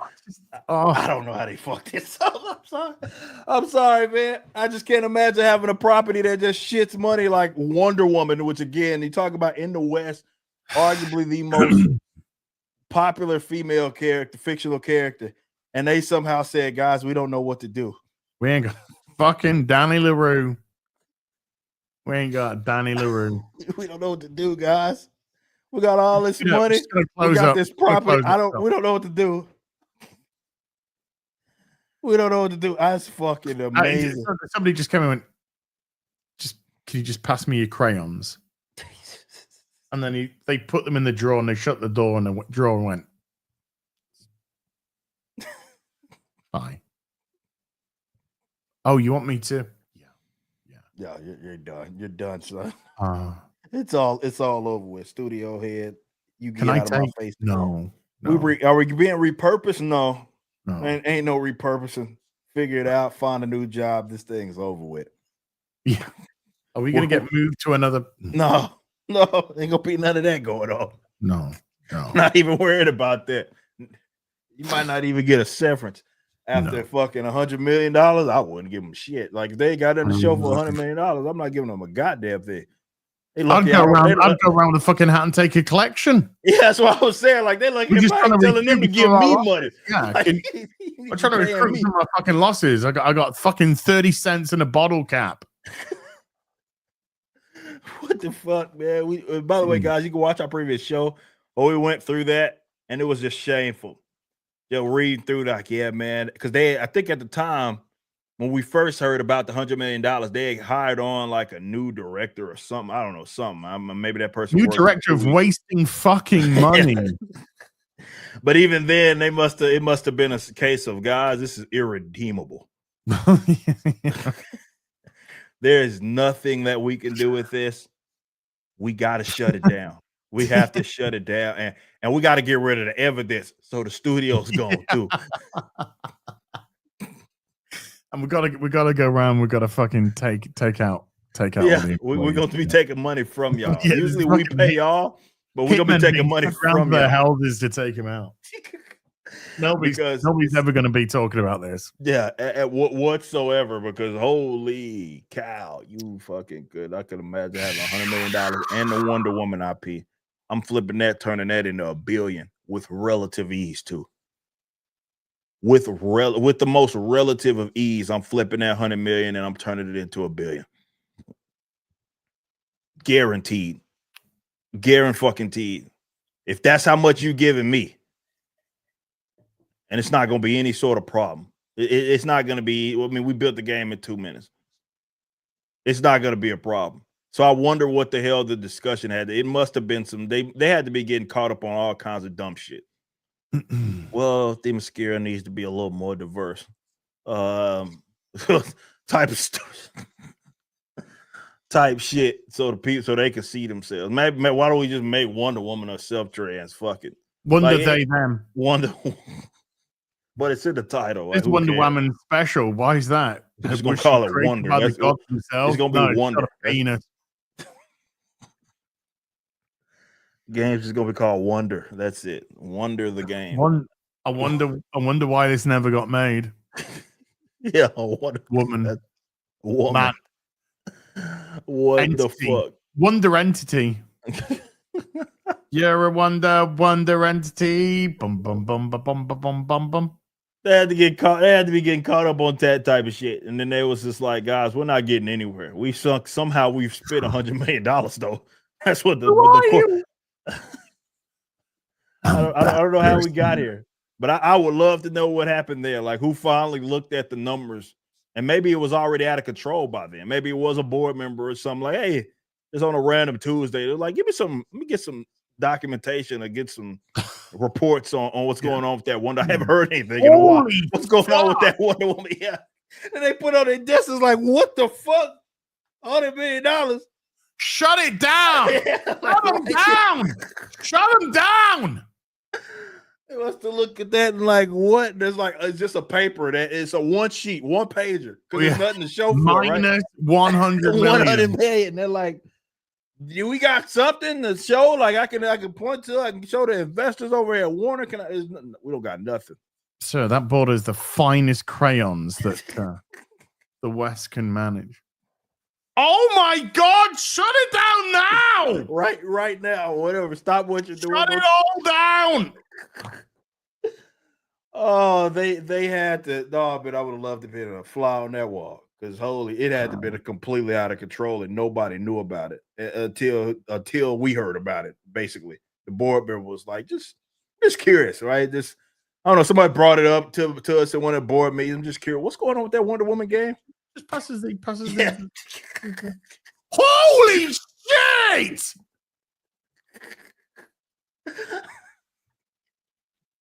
Oh man, that's it.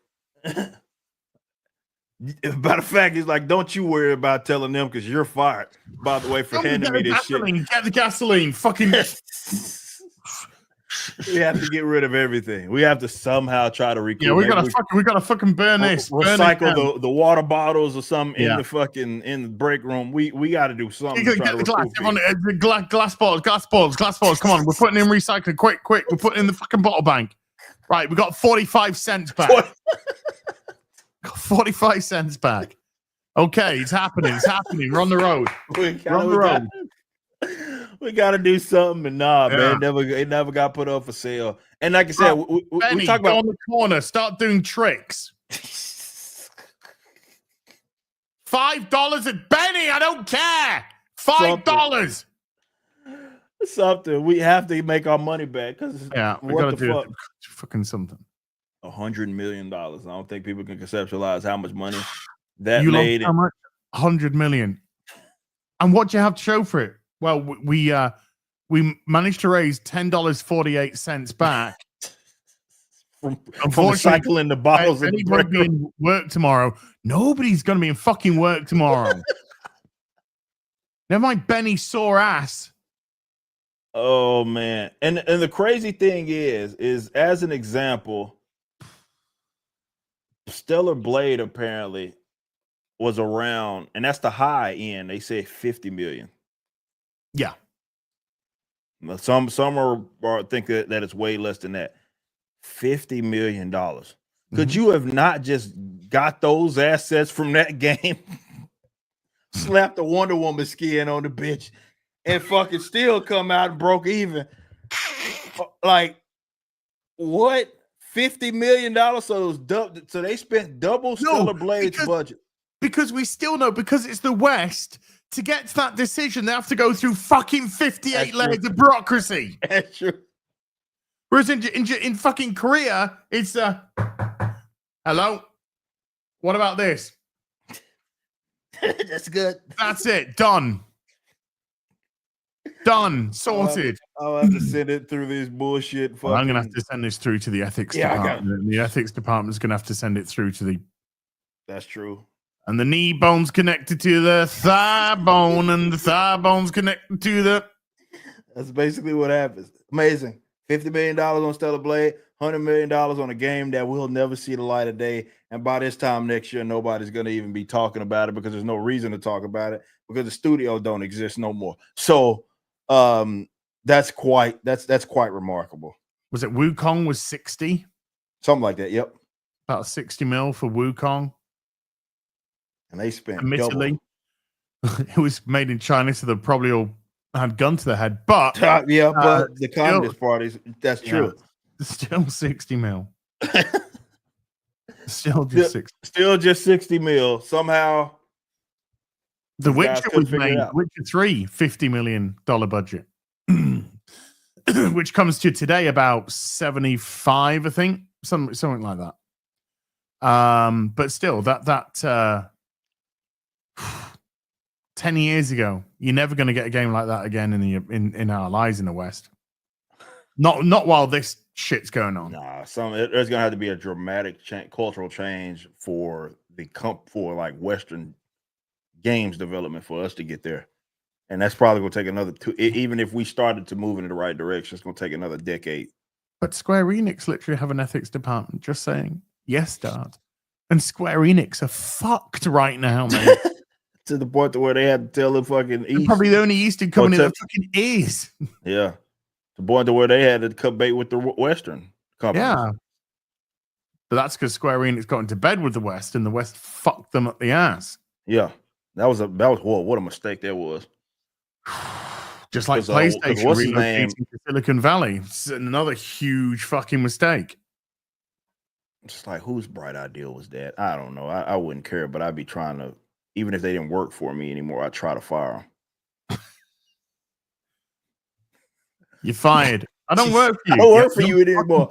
You're still fired. You're still gone. Get out of my face. Fucking out of here.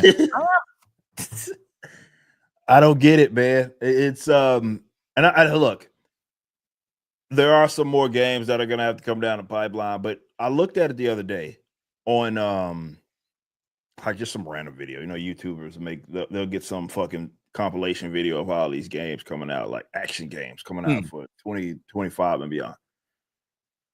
Bro, anything that looked worth a damn was all coming from the East. Yes, yeah. Every or most often it's an independent Western company.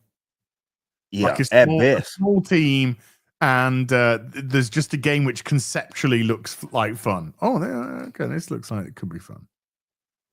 And meanwhile, AAA, you just like, fuck. Fable delayed 2026. Everything's Naughty Dog's new fucking shit. Bald head chick with the thriller jacket. Lesbian woman in space. And Adidas. They're arriving on planet Daik. Yeah, fucking Adidas or Adidas, as we say, and Porsche. Hey, look, they got money from fucking retarded companies to make their shit. It's unfortunate because seriously, like, I would love, because I know it benefits everybody. It benefits like enthusiasm. You have people that get jobs in these, various positions. Awesome. But it's not like I want the Western companies to go to shit. Like that's not my request. And that goes for comics too. Right? Like I've talked about, like, damn, have some fucking, I don't know, fight back. Put up a fight. Manga's kicking your ass in your own fucking industry. Put up a fucking fight. Don't want to. They don't want to. They don't want to put up a fight because the people who are fucking writing this shit, they don't care. They're not writing for an audience. They're writing for themselves. They're writing for their peers. They're writing for fucking to pwn Trump or whatever fucking weird political thing they're fucked with this time. That's what they're not writing for an audience. Manga's writing for an audience. Yeah. Yeah.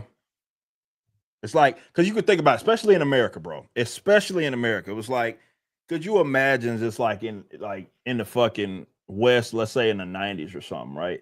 All this Japanese shit coming over here. Could you imagine that, like, we had the comic book industry or like games, that developers just be like, well, they won. We're done. We're all going home. No. They'll be like, No. let's fucking fight these fuckers. Yeah, they were like, Get 'em fuck out of here. off. Like, Get 'em y'all out of here. Yeah, get these. How the fuck y'all gonna come over here and try to kick our ass in our own industry that we influenced you on? Like in comics and stuff? Like, no, fuck no. Like, no, we're gonna put up a fight. But that spirit is gone. Like, right, hell, you got people that just hate fucking being from America. Like, they act like it's the worst thing ever. Same could probably be said for your country, right? Like it's like they don't have any sort of like, fuck, we stand for fucking something. God damn. Like, put up a fight. They just threw in the towel. Pussies, man. It's unfortunate, man. As I would have never thought in the West. Like, look, been a fan of anime for a long time. I know when Dragon Ball touched down out here in the West, you had a lot of people that grew up on this stuff and they started to gravitate towards that. But they never dominated you in your own industry like they do now. Whereas it's not just about what the Japanese are doing in their country. Of course they're going to sell the most in their country. Now they're selling the most in your country. They're outselling you in your country where you have the advantage. And it didn't take long at all for, half a generation. And now all of a sudden, all these youngsters, they're not gravitating towards Marvel or DC or Batman or, they maybe know they exist, but on their fucking shelf, if they got one on their tablet, Japanese shit. What did stuff they gotta read the incorrect way, backwards. What did Dr. Sally Rodell say? Adapt or die. What she said. And there's not a lot of adaptation going on. No, not at all. They say, oh, hey, we fucked up. Why don't we do it again? Well, if you don't like my politics. Oh, fuck. One of them. Shout out Kelly Sue. Shout out Kelly. That is about, I think we'll be looking at that 10, 20 years from now. Like in history, moment in history when that got said. And it wasn't just the fact that it was said, it was on camera in public or something meant for the public. And she was working her neck when she said it. Like, that's just arrogant. Yeah, she did one of those things, like a black woman. Like she was working her neck as she said it. Wow. And well, you say that to people are going to start listening. Yeah, that's what happened. That's exactly what happened. They said, okay, I'm going to take you up on that. Yeah. No, and now there's also another video of her talking about, comics are in the red. Yeah. No shit. Oh, dude, we got all these receipts. Yeah. We got all kinds of fucking receipts with this shit. Anyway, thriving, dude. Comics are thriving. It's fine. Yeah. Oh, I forgot about that gaslight that they told us for so long. We part out. We're looking at the numbers like, hey, the numbers are not looking well. Hey, we noticed that you did a ballot dump at 12 a.m. that are just manga that you're trying to include in these numbers. The comic sales were like that. Yeah, come like that. And then they went up like that. Then they jumped up out of nowhere, and it's like, where those come from? Oh, wait a minute! You look at the numbers. There's last year's projections, this year's projections, you know, and then it goes, oh look, we're thriving now. Yeah. We've been thriving now. We're doing fantastic. Like, no, wait. What? Why are you classifying manga as graphic novels? When did you start doing that? This is like, what is that all about? And yeah, so they were thriving. I think at least now they've sort of abandoned that at least. I don't hear that catchphrase as much anymore. I guess the NPCs maybe got to update. But yeah, they were like, oh, this thrive. It's never been better. Never been better. I'm like, I don't think that's what I'm looking at. I'm sure we're all wrong. I'm sure we're all wrong, and they're absolutely right. Oh no, it's like I said, man. Have some sort of dignity about you, industry. Get off your fucking high horse. Put your ego to the side. Understand that you have been getting your ass kicked. Stop trying to kneecap fucking other fucking Western creators with your gay cancellation word that I won't use on Az's channel because I don't want them get banned. Right? Cut the shit out. Go back to the drawing board. Get to creating and fucking compete. If I could tell you, if you don't take me serious on anything else, that's all I ask. Just go get out there, be great, and compete. Your countrymen, no matter where you're at in the West, will appreciate you. You can maybe start creating some jobs. Your children can at least be in some capacity influenced by your culture. Put up a fucking fight for the love of God. That requires humility. It also requires you to understand that you're not making material simply for yourself or to massage your egos or to create for your peers. No, you're creating for an audience full of buyers. Yes. That you must create for and convince them why they should buy your material, right? So you're creating for someone. That someone is not yourself. That someone is not your peers.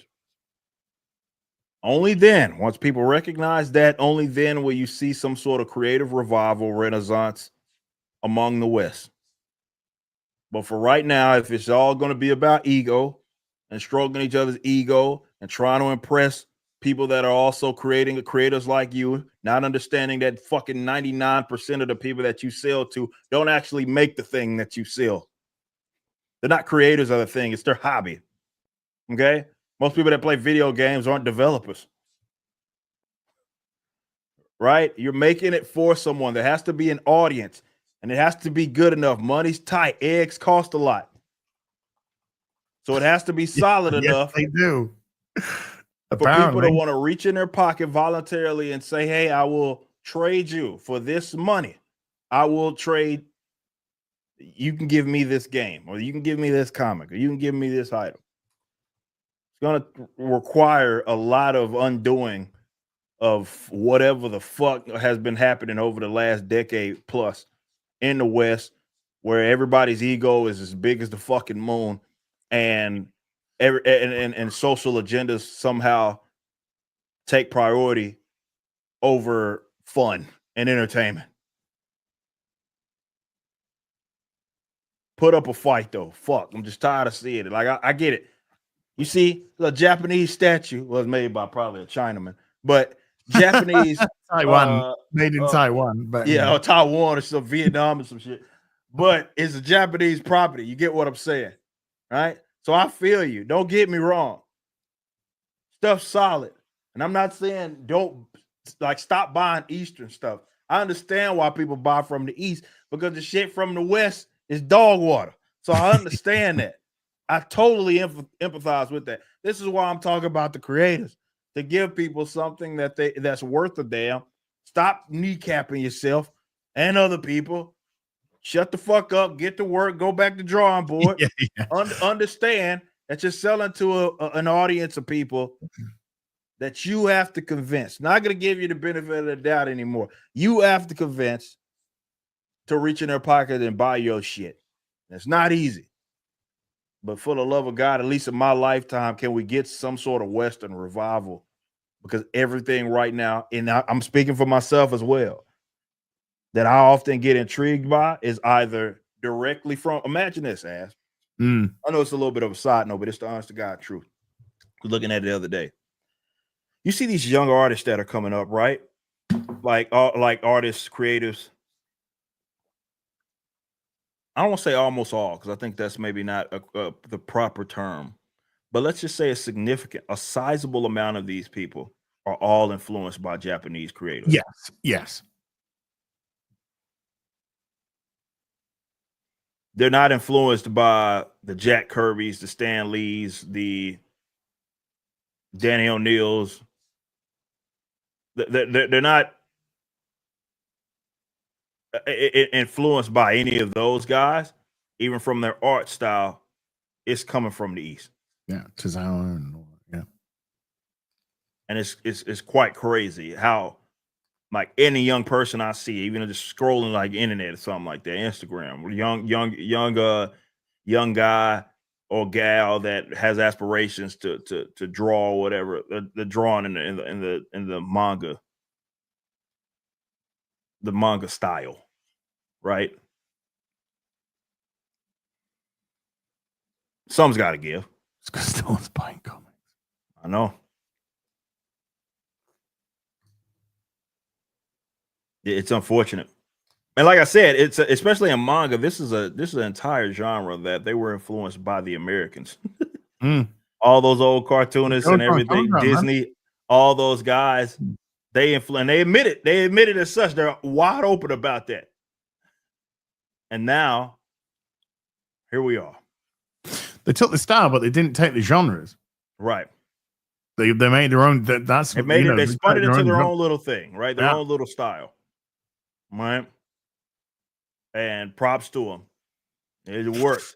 And now, because it's so easily, it's even more easily accessible because of the internet, right? Things are so easily accessible now. So now people are like, well, shit. If I don't have to buy this Western shit anymore. I don't have to do that.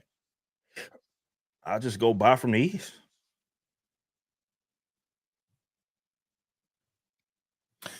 We've said it for the last few weeks, and I'll say it once again. That's because we don't owe them shit. That proves. Nobody owes them shit.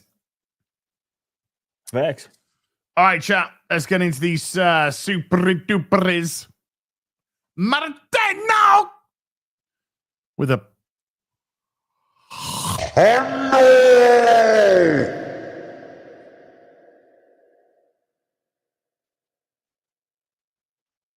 I like using that button. It says, sorry for being AWOL. Family issues. The Buick got quadrupled. Oh, nice. I hope everything's cool with you, Martino. Yeah. And congratulations on the Buick multiplying. How many cars you got now? Fucking 25? Thank you, man. That's really generous. Shout out, bro. Calioth has been a member for 14 months. Calioth, thank you. And Calioth with the $2 is a Rippaverse Sunday Fun Day at the burger joint. Getting Eric, well, X-Ray Girl's not in this weekend. I know. Getting Eric flipping burgers.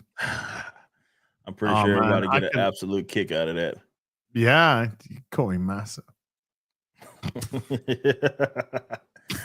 Oh man, I've never worked fast food, believe it or not. Oh, I have. Wow, never. I have literally been a burger flipper. Flipper. My first job was a grocery store. So, it was my first paid job. My first proper paid job was flipping a burger, flipping burgers, making hot dogs. Nice. All of that shit. Nice. Yeah. £1.65 an hour. Whew. You're rolling in dough back there.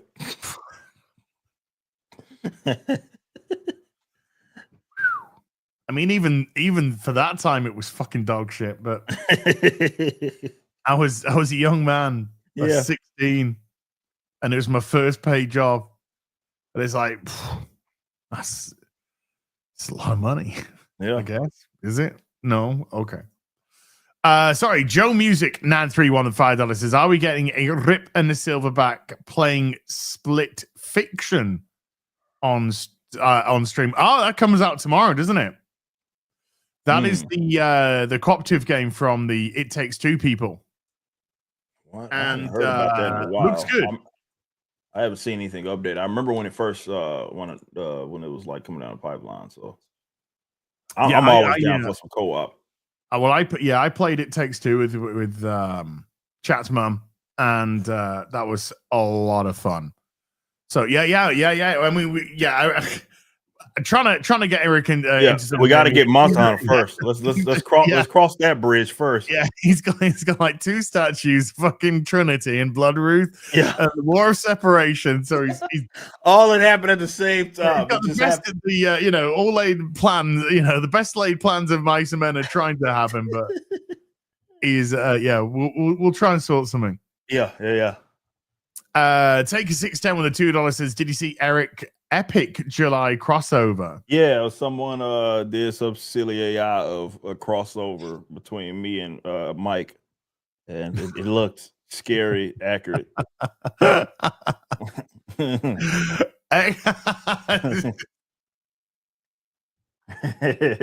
It's pretty silly.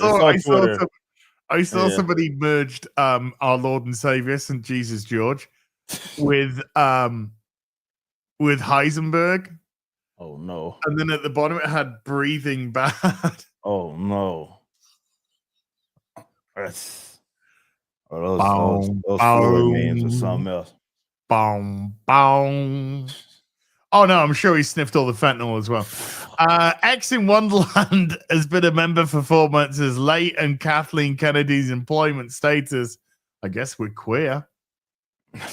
Graf Weber at $2 says, for fuck's sake! Cancel Disney Plus.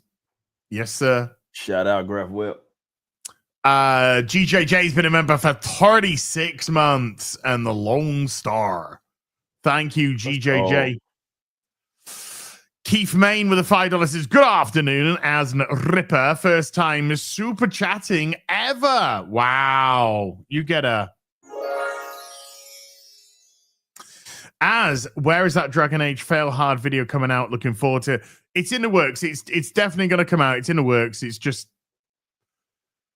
going to come out when it comes out. Putting deadlines on ain't happening. So, but it is being worked upon, and it is a video which is going to come out. Do not ye fret. And then when it does come out, it'll be worth the wait. Believe you me, be worth the wait. My Tigger with a 5. It's Tigger from, come on. With a $5 is Dear Raz and Ripper. Check out Venture Brothers if you haven't already. It has pre-cancel culture humor, full of comic/cultural references. You'll enjoy. Hey, Eric, I am currently watching Knight Rider again. Interesting. Yeah. And it's been a long, long time since I've seen Knight Rider. Last time I saw it, probably, when I was a kid, teenager as well.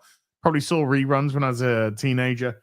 And dude, oh my god, it's like watching a different planet.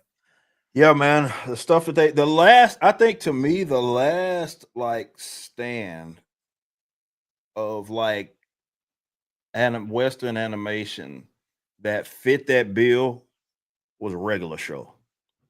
And I think that was it. After that, it was, and they're doing that era. People throw Adventure Time. Shout out Zach, by the way, and all that stuff. But yeah, like it is when you watch shows like those today, like older shows, like not obviously regular shows, relatively like new in terms of animation stuff. But fuck, dude, it is like being in another planet. Yeah, it's. God,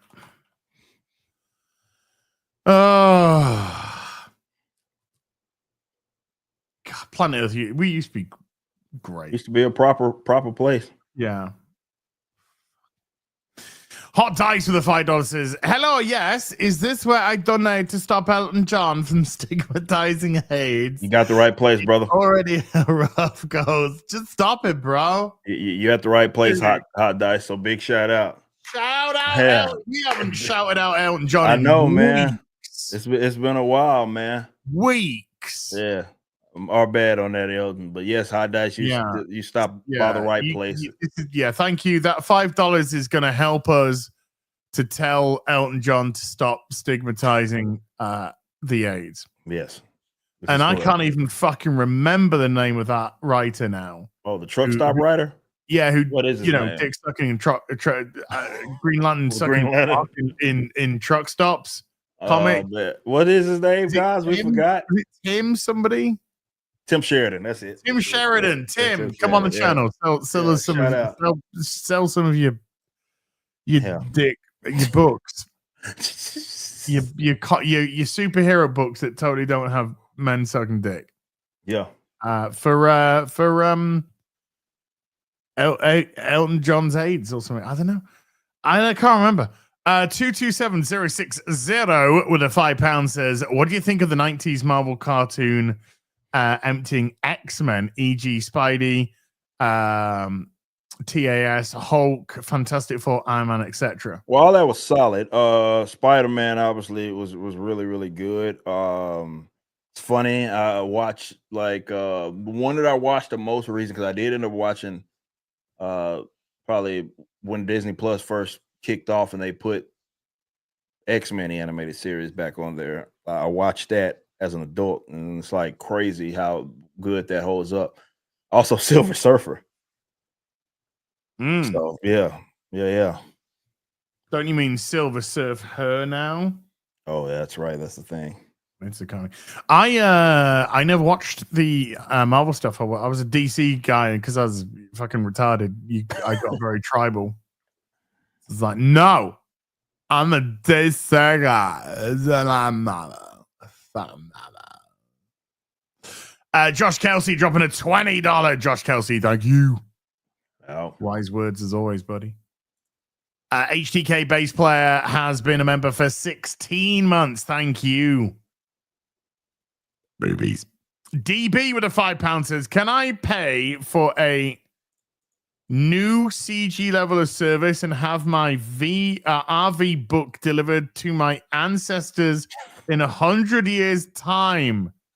Keep up the good work, gents. No, well, as soon as you order from us, it'll be shipped when we said it would. So we don't quite have that service available. But I know a guy who does. Shit. Wolfblade with the 2 Canadians says, Pantera is top 3 bands for me. Rip, Dimebag, and Vinny. Vinny, yep. Big shout out. Texas is on. Joker's Disciple to $5 says, sup, guys? Just curious. Eric, where would you rank Resident Evil 6 in all of the Resident Evils you played? I know how much you love that dog water game. Also, Resident Evil 2 and Resident Evil 4 remake, when? Where did I rank it? That's a tough question. I'll tell you what, I would rank it over, because I'm not, look, another hot Resident Evil take. Not the biggest fan of the more recent ones. Like, I wasn't the biggest fan of Village. I wasn't the biggest fan of fucking 7. Okay. At all. To be completely honest, I will rank 6 above those. And I know those are some games that some people really, really enjoyed. Now, again, when you talk about the other ones, like 5, I really loved fucking 5. 4, obviously, special place. I remember playing that so much with my fucking cousin on the GameCube. It's hard to rank it, but so I can at least give you that. I can at least give you that above the more recent ones. I liked 6 over, and I'm not apologizing about that either. And that's all. And that's even Ada's fucking campaign on that bitch too. Okay. I think I have playthroughs of Resident Evil 2, 3, and 4 remakes. I don't. For members only, and I think my Resident Evil 4 remake one is for all public to see as well. Bruce with a 22 months. Bruce, thank you. And Alex, I was going to say Darby Allen for a minute. Then it's like fucking hell, mate. Yeah, that could have worked with that picture. Yeah, nice, dude. Alex Darby coming in with a 10 gifted memberships. Go. Thank you, Alex. 40 Emperor has been a member for 17 months. What do you think of the Daredevil episodes so far? Well, spoke about them, dude. Yeah. Spoke about them. So if you didn't catch the beginning of the stream, go back. You can catch it. But yes, I went through my thoughts and feelings, and I don't think there's any doubt what I thought. I gave it a 5 so far. I was going to say, can this be the voice of Choke? Dance with me. Okay, that's just Blood Ruth thing. Yeah. I can see that being his voice. You got to read to know what he's referencing. You need to go get Blood Ruth. That joke. That is actually better without the reverb on it. Dance with me, Sydney. Dance. They break like clay. Have a nobody the hate manga with a $5 is Eric. If you ever get to own the IP Batman, do a Batman versus Antifa Man story. Also, of course, Az doesn't read. He's a Republican, just like you, Eric. That's good. Oh yeah, so get control of Batman just to retcon that story and talk about how that Batman that flew over the riot was not actually Batman. Gay. It was a fraud. He was late. Yeah, that works. Yeah, well, it wasn't Batman because that wasn't. No, Batman. it wasn't. No, that was not Batman. Was absolutely not Batman. Ryan Paul with a $5 says if Blood Ruth gets her power from blood, does that mean she's extra strong once a month? Questions that need answers. Well, but wouldn't that mean she's slightly weaker once a month because she's actually going to be losing blood? Losing blood, yep. That will probably make the got him. Yeah, it's true. Got Calioth with a $2 says Warner to Games Division, Nukem Rico. Shut it down. Calioth with a $5 says recall a very old game, Apple 2E's Oregon Trail. They're dying from dysentery again right now, 300 years later in Oregon. Love that imported crisis. Dysentery. What's going on in fucking Oregon? Oregon Trail, man. Those were the days playing that fucking game. Oh, cool and shit. Range. Calioth with oh no, we just did the Shockwaves Lab with a 10 Canadian says, hey, Az and Ripper, Az, have you seen that Skybound is doing a Kickstarter to have all the original Transformers comics and the UK OG comics into one hard? How the fuck are they gonna do that? I mean, the UK one ended up finishing at what 320. Yeah, like that's gonna be a fucking. Well, it's gonna be for sure. Like, again, one hardcover, maybe a fucking. Eric, I've been reading them recently, and the UK ones, even though they're big in the format, they tend to only be like 10 pages or something, though. Word? Yeah, the actual story itself, because it would normally it end up teaming up with something, so it'd be like Transformers and it'd be like and Visionaries or an Action Force or right. Yeah. So it kind of end up going into that realm, but the actual story themselves tended to be like, I don't know, 10, 14 pages. So I don't know, maybe Shockwaves Lab, could you link me on Twitch to that, please, so I can check it out? I'd appreciate that, because I'd buy the fucking living shit out of that. I really would. DB with a £2 says Az Combo Breaker. Ultra Combo. In Hundo FX, please. There you go. Combo Breaker. Oh, Ultra! You got an Ultra! The newer Killer Instinct, like, he goes fucking hard on that. Like, he used to be like, Ultra! Now he's like fucking screaming and his fucking reverb and shit. Like, after the Ultra. Ultra Combo! Oh, man. Shout out Killer Instinct. Right. Got a lot out of that game. Got me lightheaded, that did. Lange with the $5 says, when are you in Germany? Gonna have a debate / shouting match again. Love to see that debate. Well, the motherfucker started because he wanted to fucking cover whatever the fuck. I'm sure that's why he did it. Trump's speech to Congress. Motherfucker starts the show at 4:00. It's Tuesday night's main event, right? And he starts the bitch at 4. And yeah, I wasn't there. I couldn't make it because he had to get out. They had to get out in 2 hours, 2.5 or whatever. That's what they said. I was like, what the fuck?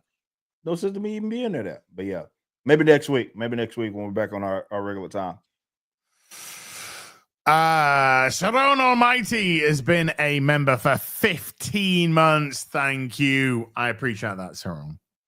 Thank you. And that brings us up to date. So before we go, Eric, anything that you'd like to plug before we go, sir? Oh, well, Rippaverse.com got all the good stuff.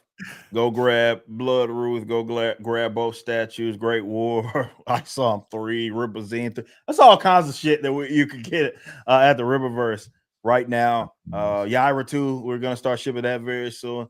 Things are just getting crazy around here. So appreciate y'all support. Thank you so much. We do a lot of pre-packing. So the good news is, as soon as we start with fulfillment, those things tend to go out like Blood Ruth. We were done with that in a week. No problem.